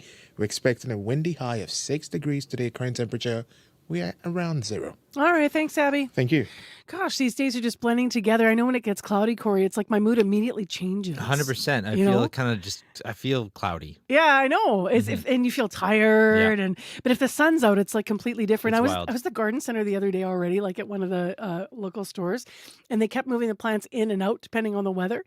And you could just sort of feel people getting like itchy, as they were like holding up patio cushions and thinking about, being outside more regularly. So. I will say we started having crocuses showing up on our lawn, though. So when the kids got out from daycare yesterday, we ran. I was like, kids, come look. Then we were all like staring at these flowers like, it is spring, just so you know. Like, this is a thing. I love those signs of new life. It's so nice to see. Yeah, I love it. Okay, what else is up? Really quiet start to the day, right? Really quiet. Haven't heard of any issues out there. But if you're walking, you're biking, you're driving, you see something, you can give me a call on the CBC commuter line. That number 204-788-3093. All right, thanks, Corey. Thank you. Well, next on CBC, we're going to do something a little bit different on our medical column today. Around this time every week, we talk to Raj Bardwaj about a health-related topic. But today, Dr. Bardwaj is going to play kind of a TV critic because he's a big fan of the popular medical drama, The Pit. Welcome to The Pit. Let's go save some lives. 52 in the waiting room, and it's not even 7. There's a nursing shortage across the country. Approximately 80-14. Alex, you've lost a lot of blood. You need to go to surgery right away. Am I gonna die? Not now that I'm here. Easy. I'm in. That's a clip from the show, which has just concluded its second season. It's unique because every single season is built around a single 15-hour shift in a busy emergency department in Pittsburgh. Now, this is from the producers of ER, another medical show that ran for 15 years, started in 1994. But among its many fans are a lot of healthcare professionals, including, as we mentioned, our own host, Dr. Raj Bhardwaj. Good morning. Good morning, Marcy. So for those who haven't seen The Pit, how is it different from other medical dramas in your view, and why is it appealing to you? Yeah, I mean, it's different because The Pit gets so many things right. And other doctors I've talked to say the same thing, to the point where they feel like they actually learn a lot by watching some of the rare procedures and cases that are depicted on the show. And, that's on purpose. The producers invited a lot of doctors, nurses, other health professionals to help design the cases, design the sets, train the cast, so that they could act like they know how to do things properly, even, to speak properly with the jargon and stuff. And even the culture of medicine is pretty accurate through the last couple of seasons. I mean, both the good things like supporting coworkers and supporting patients and families through some of the toughest times of their lives, and the bad things, the bullying, the abuse, the violence towards healthcare workers that they show on The Pit. It's all pretty realistic. So, usually I sit down on the couch with my wife, who also has a medical background, and we'll pause the show as we're going to think, sort of pause it and say, okay, what do you think is going on? What's the diagnosis? What would you do next? And sometimes if the situation brings up memories of old cases from our real lives, we actually have to pause it to take like a little time out to say, okay, are you okay with this? I mean, we've got to respect the feelings that the show is actually bringing back. That is so interesting to me. I don't mean this literally, but I mean, based on what you're saying, is the show a good substitute for med school? I don't think it's a good substitute for med school, but it does show what you might be getting yourself into for an emergency medicine rotation, at least. But, the number of weird, terrible, serious cases that happen in a single shift is very Hollywood. And there are a couple of other things. Like, I have a hard time believing that a super busy ER like The Pit would only have one attending staff who is doing a 15-hour shift. Like, these days, I think even 12-hour shifts are less common these days. So, there are some things that kind of break that sort of idea of reality for me, but it's not too bad. Now, the show itself depicts a teaching hospital, lots of working through the patient's symptoms to find the problem, the diagnosis, as you mentioned. Is the mental work realistic? In a lot of ways, yeah. Again, it's a little bit Hollywood. So the time spent taking a history, doing a careful physical exam, even doing procedures, all that time is compressed for the sake of keeping the show moving, right? And keeping the audience engaged. But the way the teaching is done, in the moment, in the patient room, hands-on, very realistic. Now, it doesn't show some of the background teaching that is often done, at the desk, at the counter, on a whiteboard, things like that. But even the emphasis on paperwork being a big part of the job is sadly realistic as well. Even the AI charting software that they talk about early in the season is based on very real types of software that some of us use, and the mistakes the software makes are also super realistic. You mentioned you like to examine particular cases in the show. You have an example, I understand. Yeah, so there's one that stands out for me, involves a woman who comes in with jaundice, but the doctors can't figure out what's causing it at first. Now, the woman is a follower of online influencers. They ask her if she's taking any vitamins. I don't take vitamins. Food is the best medicine. Kale, blueberries, kidney beans, turmeric. Turmeric, it's an anti-inflammatory. It detoxes the body and it can prevent Alzheimer's. How much do you take? 500 milligram capsules, but I take 5 a day. With doses that large of turmeric, there have been cases of liver failure. From eating a spice? And I've heard of a similar case in real life from a friend of mine who was an ICU doctor. A patient ended up in the intensive care unit because of uncontrollable bleeding from liver failure from turmeric supplements. So it's rare, but it's not unheard of. And, that's why I think this is a good thing to remember. This is why it's important that doctors ask not just about prescription medications, but about other things, birth control, IUDs, vitamins, herbal supplements, recreational drug use. And we need to be thorough. And that's why we ask that sort of stuff. We're not asking you because we're judging you, unlike on TV sometimes, but we're asking because we're trying to figure out what could be going on. Now, there's actually another case that you want to highlight from the show. It's a man with back pain. He thinks it's another kidney stone. stone, but then he ends up suddenly going into shock from massive internal bleeding. Why did that stand out for you? Yeah, this stood out because it's a scary case, first of all. It's a tragic case, but it also points to a cognitive error that people make and that doctors make as well. So when people have symptoms that remind them of previous symptoms they've had, they figure, oh, similar symptoms again must be the same cause again. And that's super common with kidney stones, where there's similar symptoms are often due to another stone, but it could be due to something else, like in this case. And I've personally seen this with heartburn as well. I saw a woman who's coming in. She was sure that she was having heartburn again, even though the pain was a little bit different than her normal heartburn. It was certainly worse than her normal heartburn, but she figured it's my normal heartburn, just turned up. Turns out she was having a heart attack. So there's a cognitive bias that people have called anchoring bias, where, we figure that we have an answer. We get anchored on that experience, that answer. And so we don't think about other possibilities, and we don't keep thinking about what else could be going on. And this case is tragic, but it's realistic too, because doctors fall into those cognitive traps just like anyone else, because we're not perfect. But medical education, medical training isn't just about medical facts and procedures. It's about learning how to think and learning how to problem solve so that we don't fall victim to cognitive errors. There are a lot of doctors who think that we should be getting some sort of continuing medical education credit for watching The Pit. And I tend to agree with them. I think that it's very well done, and it's a learning experience for doctors as much as it is for anybody else watching. All right, Dr. Bardwaj, thank you. My pleasure. How interesting, a credit for watching a TV show. Apparently, as you heard, some docs are asking for that. That is our medical column with Dr. Raj Bardwaj. The puck may have dropped on the playoffs, but the news doesn't stop for hockey. I'm Brittany Greenslade, host of CBC Winnipeg News at 6. To get your local news, stream CBC Winnipeg News at 6 24/7 on CBC Gem, the CBC News app, and selected streaming platforms. CBC Winnipeg News at 6, your local news on your favorite streaming device.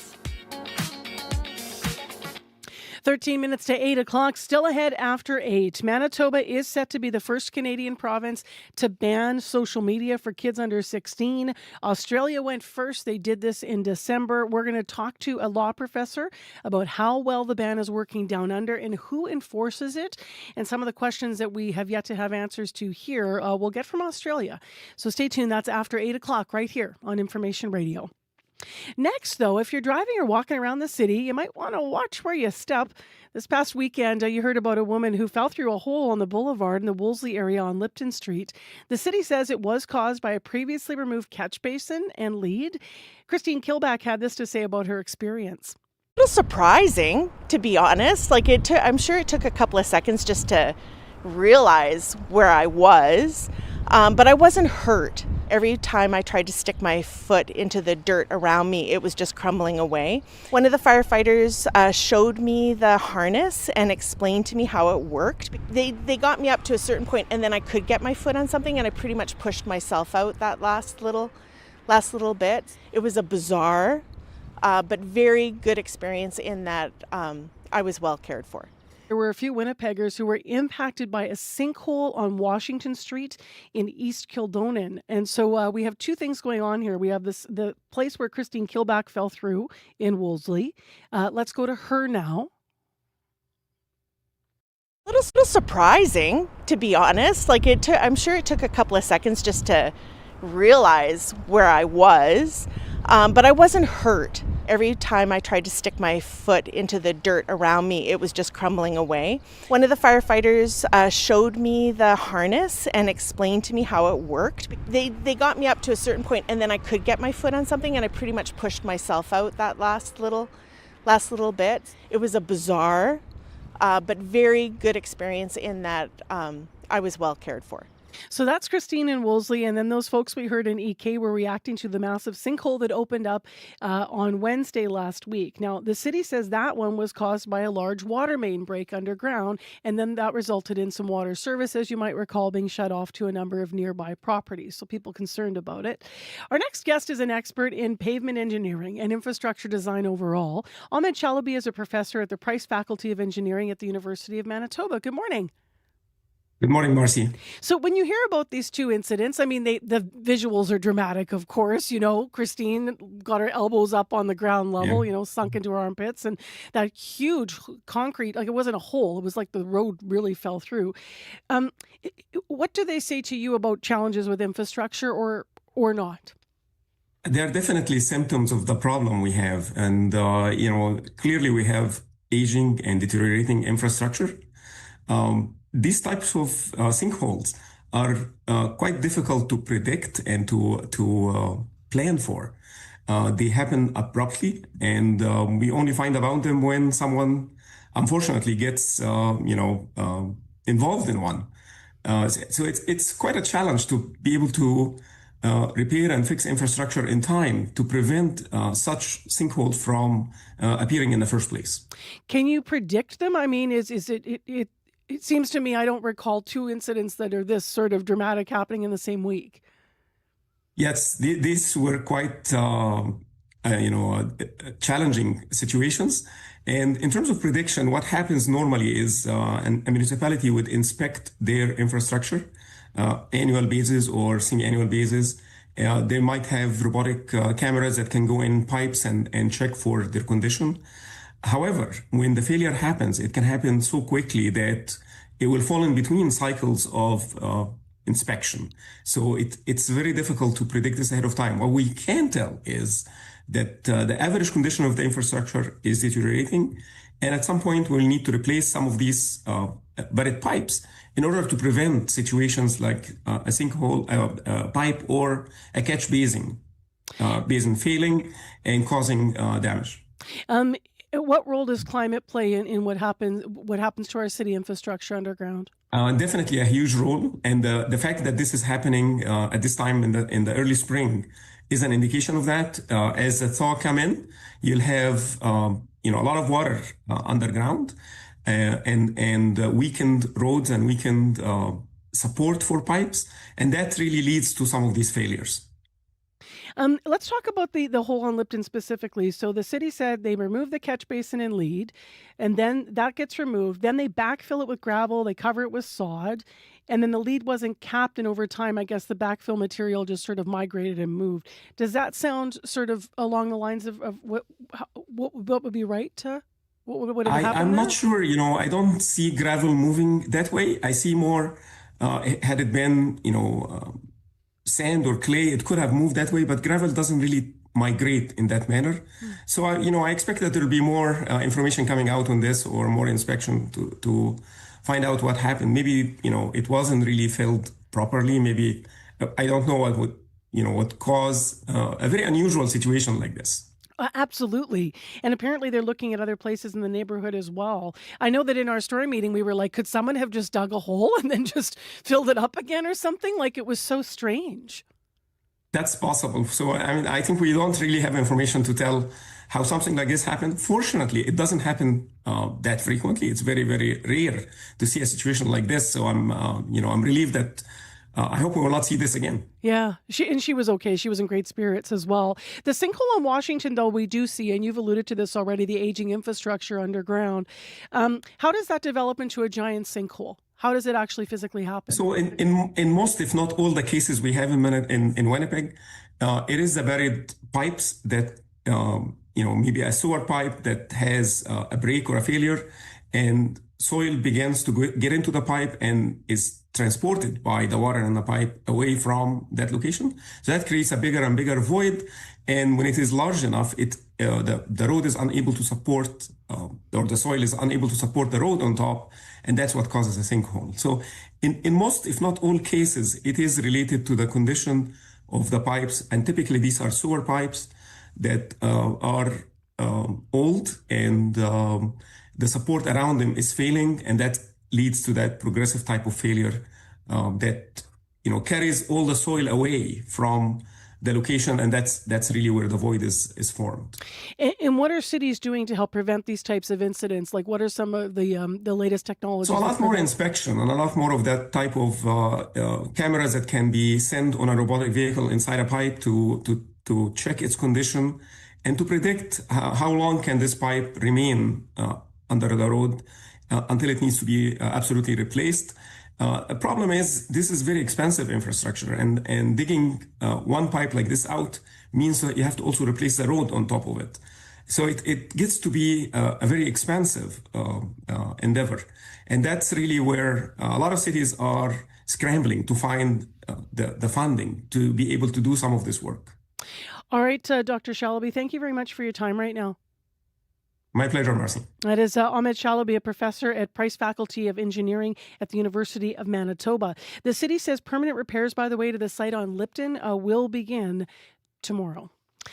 Still ahead on Information Radio, Manitoba continues to mull our own youth social media ban for those 16 and under. We would be the first in Canada to do this, but Australia went first in the world. They started their ban for 16 and under in December. We're going to take you down under after 8 to hear from an expert about how it's been going so far. We think that about a third of young people, that's young people under 16, have had their accounts deleted or removed, but a considerable number of young people are still on social media, and there's a variety of reasons for that. So a large conversation with them in Australia, one of the experts there, looking at their law, how it's worked, and what challenges still remain, and what we can learn, of course, here in Manitoba as we proceed with this proposed new legislation here. That's all coming up after 8 o'clock on Information Radio. So stay with us. It is cloudy, kind of that cloudy spring day in Manitoba. Very similar mood to yesterday out there, I think. A little bit brisk, 0 right on the button. We will head to a high of 6 today. Could be a little windy. Winds northwest 20 to 40, as Abby's been mentioning. That's what we're expecting. Brandon, you're looking at 6 as well, and Thompson with some flurries possible and a high of 2. We have done really well on the commute, or maybe I should say you have done really well on the commute. Quiet out there, everything moving fine. Give us a call if there are any problems that have developed that we should pass along here on the radio, and you can call us at 788-3093. Corey is covering the commuter line. Coming up next at 3 minutes to 8 o'clock, let's touch base with Heather Wells once again to update our news today. Good morning. Good morning. Well, an AI data center is under construction close to Winnipeg.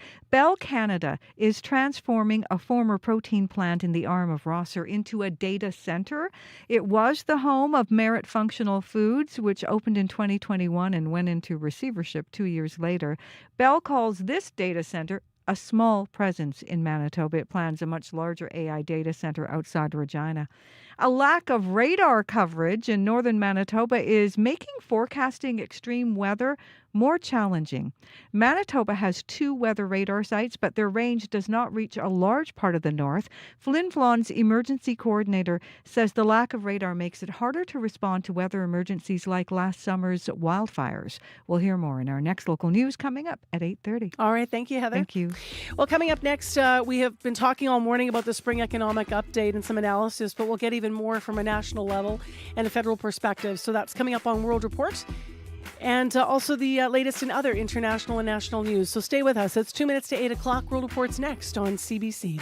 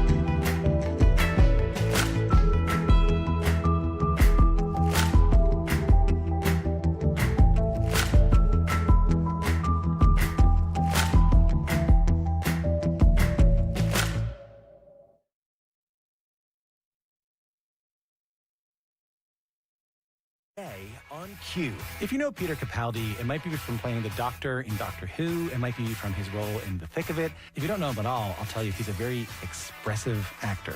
So Peter will tell you why trying to do nothing for his latest role actually had him breaking out in a sweat. So it's about removing obstacles. Q with Tom Power. This morning at 10:30 in Newfoundland. And on CBC Listen or wherever you get your podcasts. Up in half an hour, it's The Current with Matt Galloway. It is a headband that reads your brain waves and helps children with disabilities move, talk, and take control of their lives. A mom who learned her daughter's favorite color and a researcher on the promise of this technology coming up on The Current. This is World Report. Good morning. I'm John Northcott in Ottawa today, and we have comprehensive coverage of the federal government's economic update for you, digging deeper into the details of the statement. The Carney Liberals announced a fiscal position that is better than expected. They're also spending billions of additional dollars, including investments in skilled trades. As Murray Brewster reports, that initiative is dovetailing with another government priority, strengthening the military. No, there's a number of program existing, a number of government institutions that have been having different programs to help people in the trades, but we've not seen a comprehensive approach. Finance Minister François-Philippe Champagne on how Canada has been dealing with a chronic gap of 20,000 skilled tradespeople. At the same time, the Canadian military is short reservists and hopes over the next decade to add tens of thousands of part-time soldiers. Enter the economic update with a plan to pay the education of reservists if they take up a skilled trade. The country's top military commander, General Jenny Carignan, says the forces is already forging partnerships with trade schools to alleviate their own training issues. We can exploit those resources that are outside of our training system.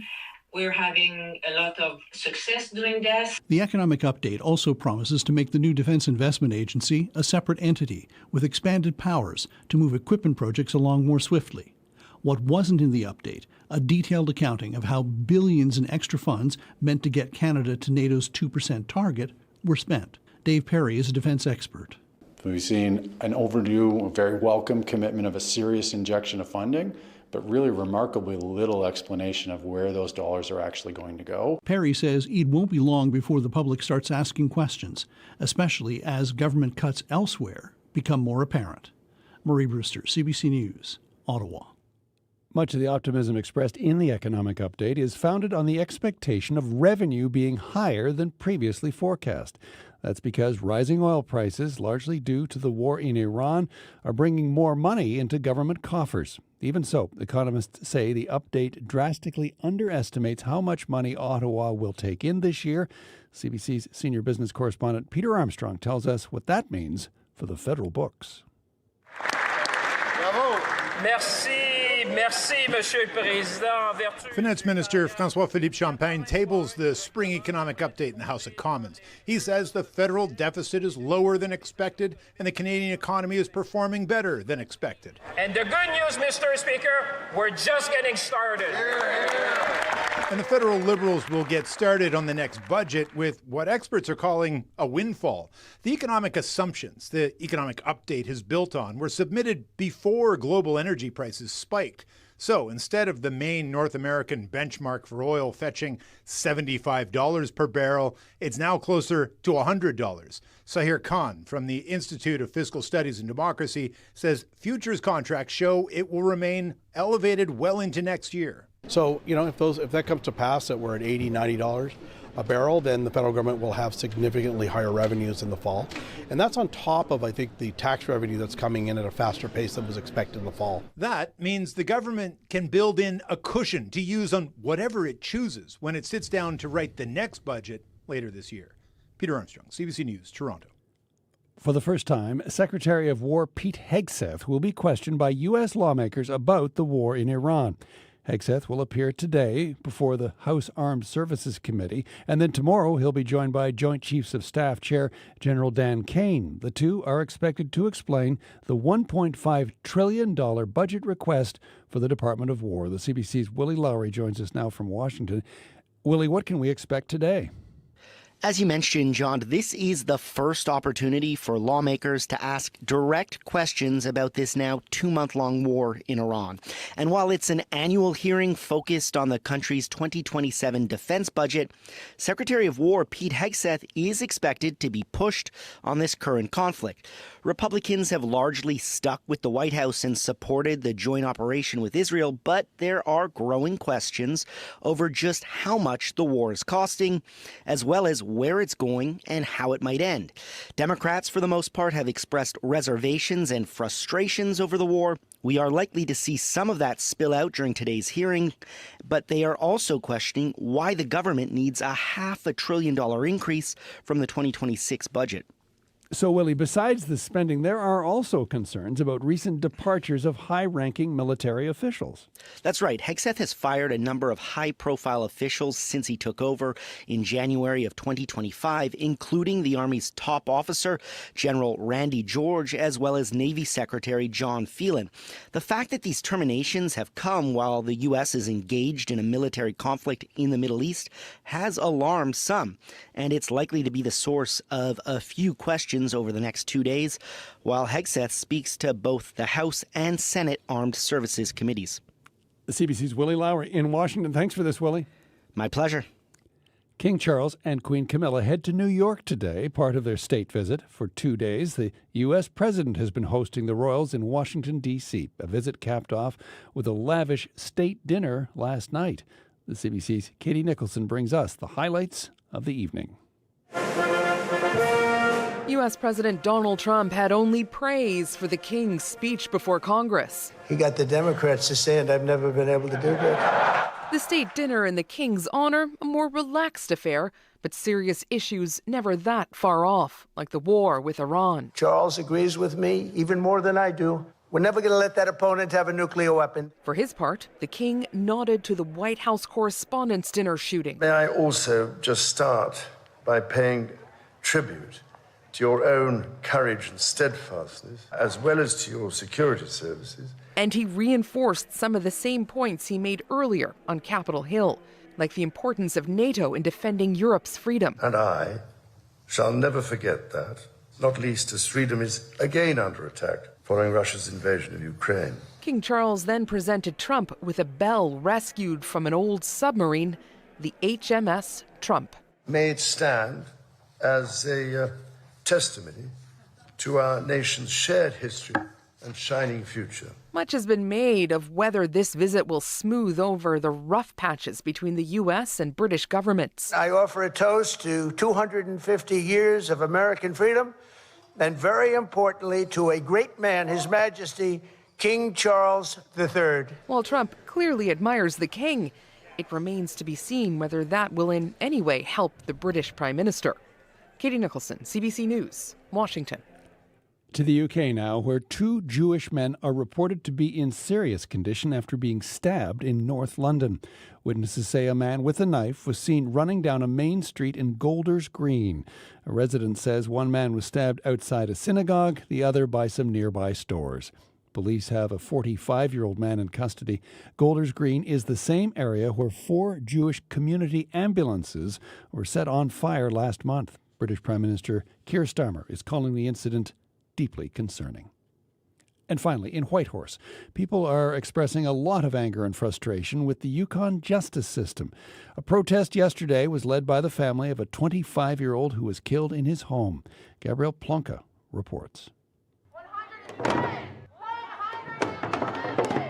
3 times during the protest, the crowd stopped and counted to 111. That's the number of times Seth Boss stabbed Anthony Promozic in the small community of Haines Junction, Yukon, in 2022. Boss was recently convicted of manslaughter in Yukon Supreme Court after being tried for second-degree murder. He was convicted of the lesser charge because he was intoxicated. That decision has sparked outrage. This verdict is insulting. Matsa Sanama Promozic is Anthony's sister. Her family is calling for judicial reform. What I call injustice system in the Yukon, it really favors the accused. Promozic says her family is terrified that Boss won't serve much time. Unlike murder, manslaughter does not carry a minimum sentence. Underlying the protest was a wider theme of frustration with the Yukon's justice system. Stories from other families hurting from similar convictions were heard. Pled guilty to manslaughter, and he was sentenced to 24 months plus time served. 2 First Nations are now drawing on a traditional form of justice, banishment. Leaders in Lower Post, BC, where Boss lives, say he's not welcome back. Chief Barb Joe of the Champagne and Asiac First Nations, where Promozic died, says he's not welcome in their communities either. We have to protect our community members, make them feel safe. The chief says her First Nation is also advocating for judicial reform. Gabrielle Planca, CBC News, Whitehorse. And that's the latest from World Report. I'm John Northcott from the nation's capital. This is CBC News.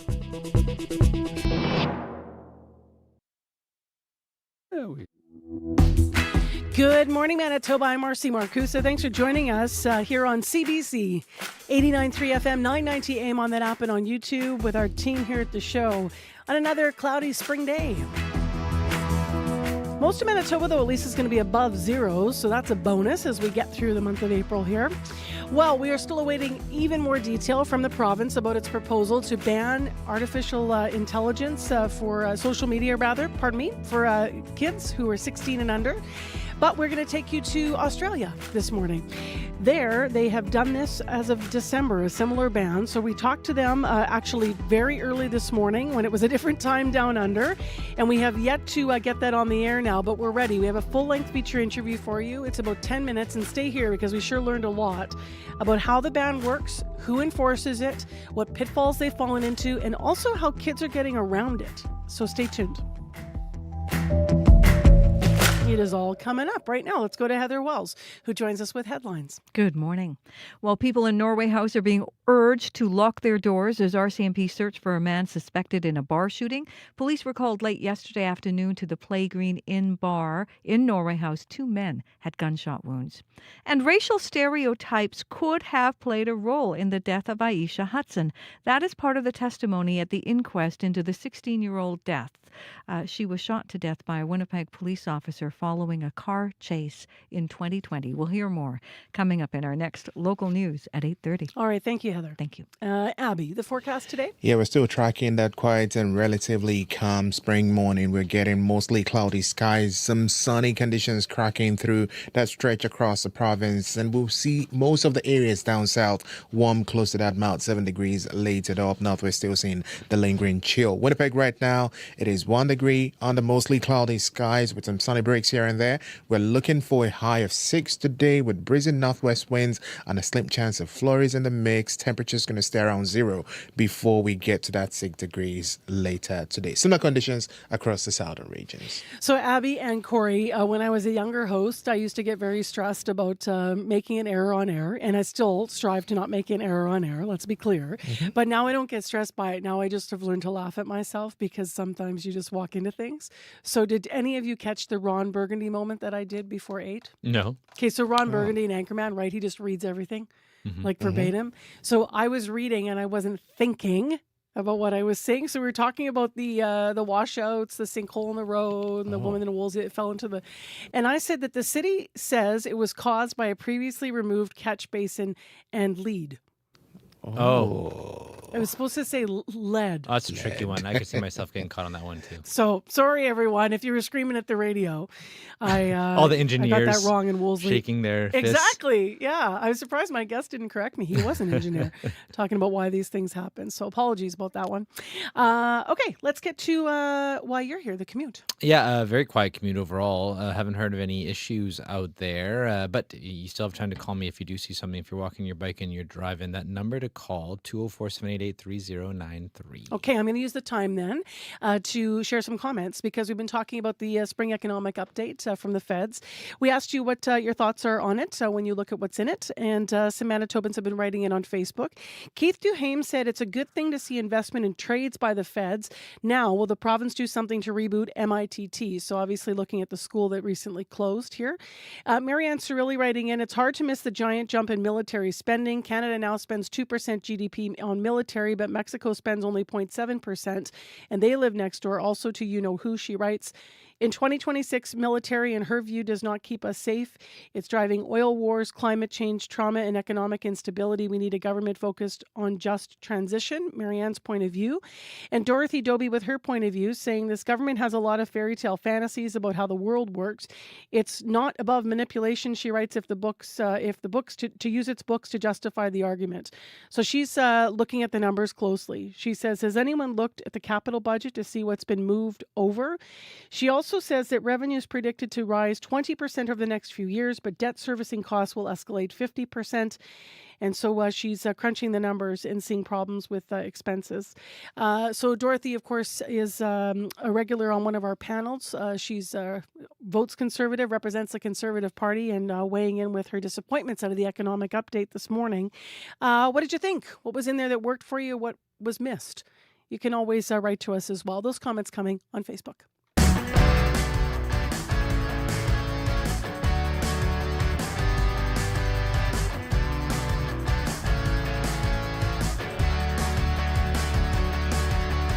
Well, we return to one of the biggest stories of the week. Manitoba's government announcing plans to ban youth from using social media and AI chatbots for those 16 and under. We would be the first in the country to go in this direction. Premier Rob Canoe saying yesterday his government plans to fine social media platforms heavily if they don't comply with the proposed regulation. Like for a company that's going to spend tens of billions of dollars on chips this year, what is a $100 million fine? It's nothing. So the enforcement is going to have to include a fine framework, and they're going to be bigger fines than you ever seen in Manitoba before, probably with some numbers that have B's in them. For now, at least, those big fines will be limited to only Manitoba, as the proposed ban would be, as I mentioned, the first of its kind in the country. But it won't be the first in the world. Last December, Australia became the first country to ban social media for youth under 16.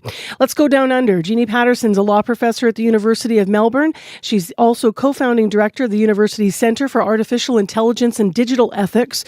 And she's with us now via Zoom. Hello. Hello. Thanks so much for joining us. We really appreciate it. It's a total pleasure to be here.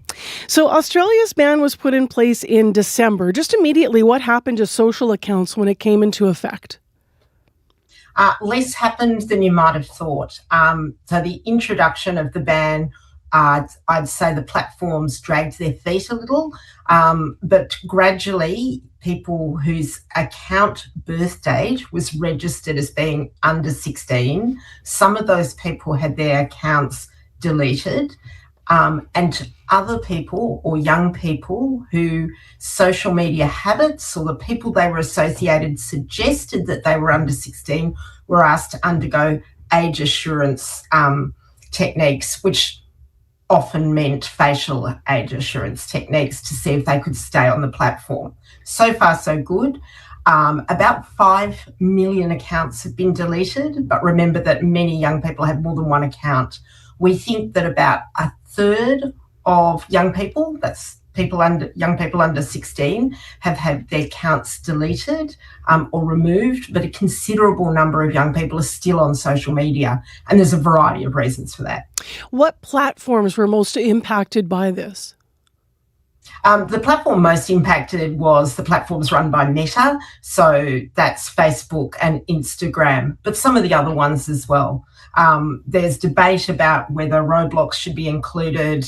They've got a voluntary compliance plan. It's not aimed at the gaming sites. TikTok and even YouTube. YouTube's resisting that it should be included, but that's an ongoing discussion. And are those just ongoing discussions between the government then and those and the companies directly to say we have legislation now in Australia, here's what you have to do for our users? So the definition of platforms who are covered is blurry at the edges. So I would say that that's still being worked out. But the essence of the obligation is very clear, which is a social media platform that's allowing people to communicate to each other over the internet, has to take reasonable steps to block children under 16 from having accounts. They can view the platforms, but they can't have an account. So they can still watch YouTube videos, they just can't have an account. And how they're supposed to identify those young people under 16 is to have robust methods relevant to the age that's recorded, and also viewing techniques to remove those young people from social media. And that's where the platforms haven't actually been doing their job as of yet. So there's many examples of young people that who have recorded their age as under 16, but who have been prompted to do age assurance 3, 4, 5, 6 times until they get through. So almost being asked to game the system.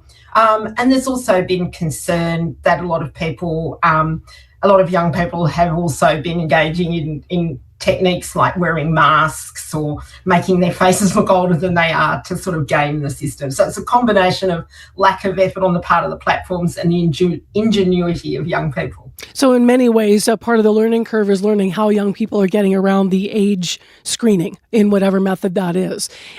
Is there, because I'm imagining if I'm 16 and I log on, could it be as simple as something that comes up and just trusts the person to say, no, click on a box, I'm under 16, or is it always sort of a multi-step or a facial recognition? Well, it starts with the click on the box. So when you register your social media account, you have to put in your birth date. And some young people put in their real birth date, and they're the ones that one would think would be removed first. Not all of them have. A lot of young people will put in a fake birth date because they don't want to be caught out by the social media ban. And where the birth date suggests the person is an adult, if their viewing habits, so they're watching content that's likely to be popular with people under 16, or they're hanging out with other social media users who appear to be under 16, then they'll be asked to do more to verify their age. And one of the things that's done is this facial recognition technology that makes an estimate of your age from your face. So the facial structures of young people is different from an adult. And so this technology is supposed to assist. It's not perfect, but it can assist. And if they show up in that facial technology, that age approximation technology, as being a young person, then they have to prove their age by, for example, producing a birth certificate. Now, our province here, is facing questions about how enforcement would work. And part of the reason that yesterday we heard the Premier saying this is about the companies and finding the companies was because people were saying, well, why wouldn't you just go to the companies to begin with? Why a ban on people? Why some people are saying that it's, seen as a negative thing to sort of expect the people to respond to a ban. How has that conversation played out in Australia? Like, what kind of pushback has there been? Well, there's been some pushback, and I just have to say, I think the reason that Australia went for the social media ban is that the platforms just weren't acting. The platforms weren't taking steps to protect young people on social media, and weren't taking steps to protect women and girls on social media either from, harassment and misogynist content and comments and similar in Canada, yeah. Yeah. So the platforms kind of had a chance, and it was, if anything, the content was getting nastier, more offensive, and probably more dangerous in the opinion of many psychologists to young developing minds. Now, the ideal of social media is that it's a town square, that it's a chance for people to come together and share opinions, but it was rapidly degrading, and I think that's why the government stepped in. There's been quite a bit of pushback because, of course, there's people that say that banning under 16s from social media doesn't really give those young people a chance to develop digital literacy skills. They're off social media until they're 16 and then they're on.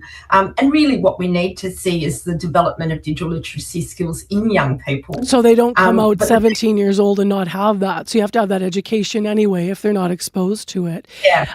I should ask directly so we don't run out of time here. How is the ban enforced in Australia? Well, the ban is enforced by our East Safety Commissioner, who has powers to demand that the platforms report on the efforts that they're taking and how successful they've been. And if the platforms don't comply, there's large fines. There's very large fines for the platforms, though those are probably minuscule compared to the overall operation costs of those platforms. But I guess what we're seeing, I think, is this gradual, across the globe, a request for platforms to be accountable in a variety of ways for the content we're showing. And of course, your viewers would be aware that there was recently a win in America by a woman who said that she had been addicted to social media by infinite scroll and got a very large damages payout. So large in Australia, probably not large compared to the companies, but this sort of growing wave of countries across the globe that are asking for platforms really to be responsible, or as we say in Australia, we're starting to talk about a duty of care on platforms to take care about the good outcomes for the people who are using that content, rather than allowing this sort of spiraling race to the bottom to just continue. Yeah. Just as a last question, Manitoba's proposed ban does go a step further than the one that you have in Australia. It does include AI chatbots. What are your thoughts on that decision?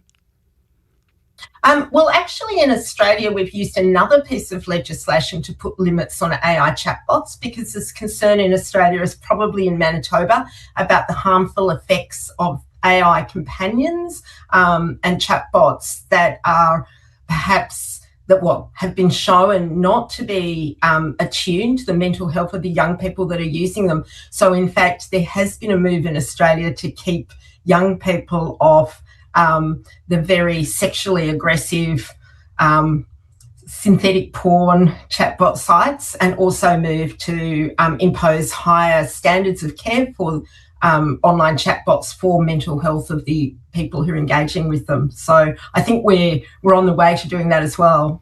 I said last question, but I should go back to the first question and ask you how success is being measured. Should it be measured by the number of accounts deactivated, or is Australia still figuring out how to measure success? I don't think we can measure it by the number of accounts deactivated, because that 5 million number of deactivated accounts doesn't really represent how many young people no longer can access social media, because many young people have multiple accounts, just as many adults do. We think from the surveys that have been done, there's about 3 surveys that have been done. The last one was done in March. Only about a third of young people have been removed from social media, but we're still feeling our way forward. And I guess the other point I'd made is that the young people who are still on social media, it appears that they're the slightly older end of the spectrum. So that's our 14 and 15-year-olds. And it's possible that the social media ban has been most effective for the younger age group, the 10 to 12 to 13-year-olds, who probably do need more protection anyway. So I think it's fair to say we're still working out how to measure the effects of the social media ban and what other kinds of initiatives we need to really make it effective, and also ensure that young people, as they move to adulthood, are able to engage with social media in a sort of healthy but skeptical way. We really appreciate all of your advice here as your country's gone first, and we'll reach out again. Thank you very much for your time. Thank you for having me. Professor at the University of Melbourne and co-founding director of the university's Centre for Artificial Intelligence and Digital Ethics. We reached her down under. It is 8:27 on our side of the globe. It is 1 degree in Winnipeg. It's mostly cloudy. I just got a really nice press release for something you might want to start doing next week and make a date with. It comes from the Manitoba Music Educators Association, and they're highlighting that there's a Music Month May concert series that's returning to the steps of the legislature. So that means that throughout the month of May, and remember May is Friday, so throughout the month of May, they're going to have different schools represented on the steps from 11:30 to 12:30, so over the lunch hour, and you can come and you can hear some beautiful music and celebrate music education in the province. So the first concert is Monday, May 4th. And then there's one on the 13th, the 20th, and the 27th. So be sure to check it out and support Manitoba music. Speaking of which, we have artist to play for you now that hails from Manitoba. This is Winnipeg-based Boy Golden, one of his hit singles, Like a Child.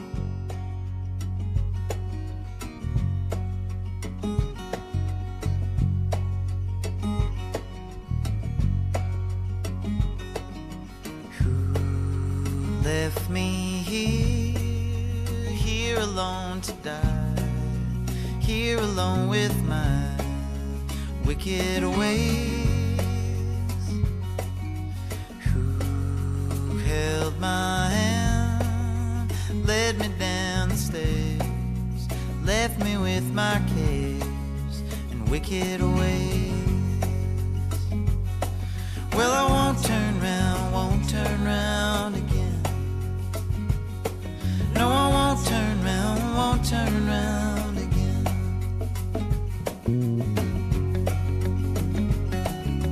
Who shed a tear?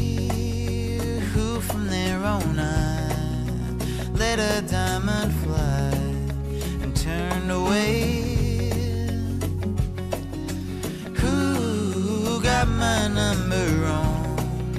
Let me sing too long and turned away. Well, I won't back down again. No, I won't back down again. A little like a child, I love you. A little like a child, I need you near. A little like a child, I love you. You only tell me what I want to hear. A little like a child. Like a Child and Boy Golden taking us into your 8:30 news here on CBC. You're with 89.3 FM. This is CBC News. Good morning. I'm Heather Wells in Winnipeg. At 8:30, we've actually warmed up a whole degree. It's 1 right now in Winnipeg. We're going to be cool again today, a high of just 6. Well, as Manitoba looks to ban social media and AI chatbots for children under 16, one country's already implementing something similar.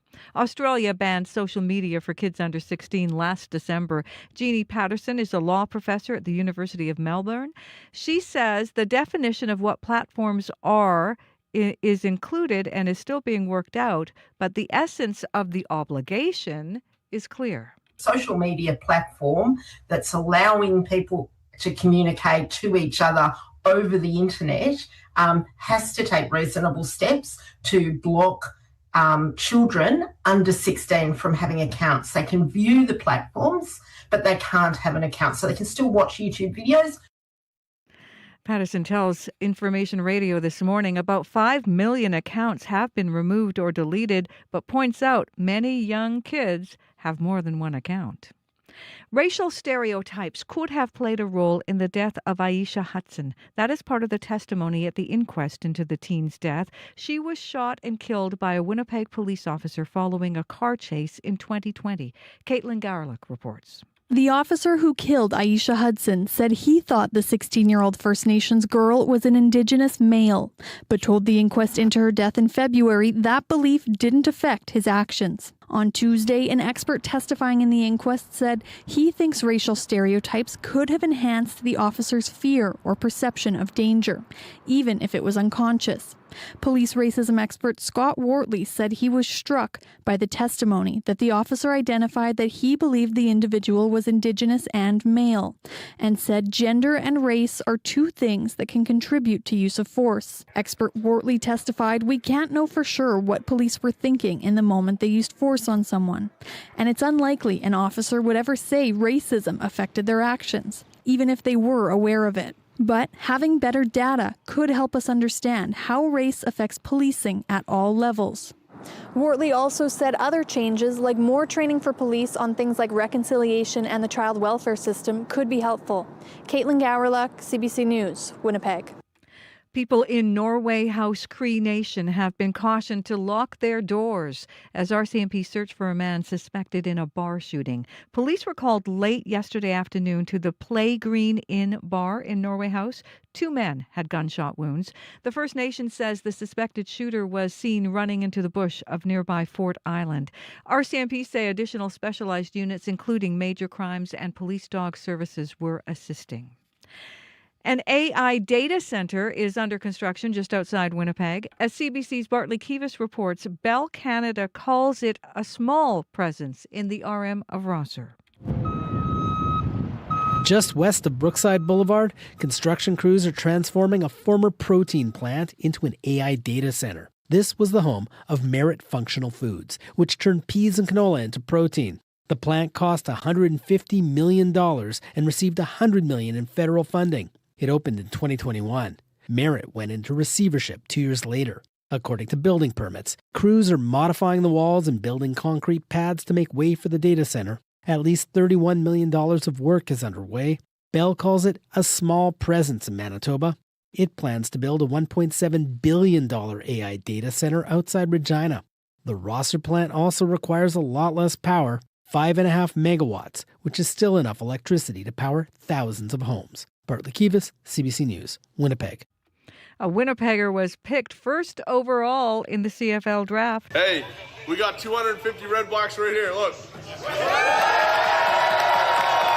Giordano Vaccaro putting on his new Red Blacks hat. Selected first by Ottawa, his family hosted a draft party with 250 of his closest family and friends. Vaccaro says everyone in the crowd played a part in his football journey. I know everyone, every single person in this room. Yeah, from literally someone who raised me, from someone who gave birth to me, my nurse in the hospital, to a coach, to friends, family, former teammates, my old quarterback here, Jackson Jaczynski. So, I mean, yeah, everyone's here, I know. The offensive lineman played 3 seasons for the University of Manitoba, becoming an All-Canadian twice. And last year he played for Purdue University in the U.S., where he saw action on the offense and special teams. You can find more Manitoba news updated throughout this day.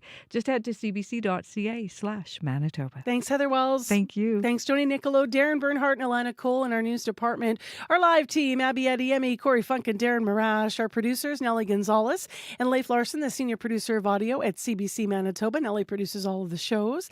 And the associate producers with items in today's program, Mary Rose Villena, as well as Sophia Peralta-Barone and Kaylin Monkman. Thank you guys for all of your work and for contacting the guests and doing the research. Appreciate you. Obviously, we don't do this alone here. Big team of folks. And let's get to what's happening finally in traffic. Corey running in.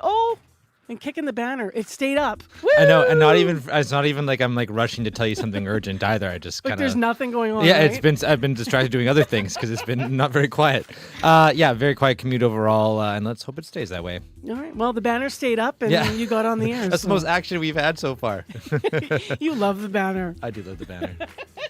All right, let's get to what's going on with Abby and the Look weather. outside. That's the sunshine that's going to warm us up to 7 later in the city. Nice. We've already gone up 1. We're going we're itching up like we're at 1 right now. So most of the regions in the southern parts of the province would definitely crawl from that 0 to that 7 or 6 that they should be getting to. But in the southern parts, highs will struggle to climb to almost 2 degrees later, while towards the Churchill region, we're going to see highs maybe around -4, and it's just going to hug like -4 and 1.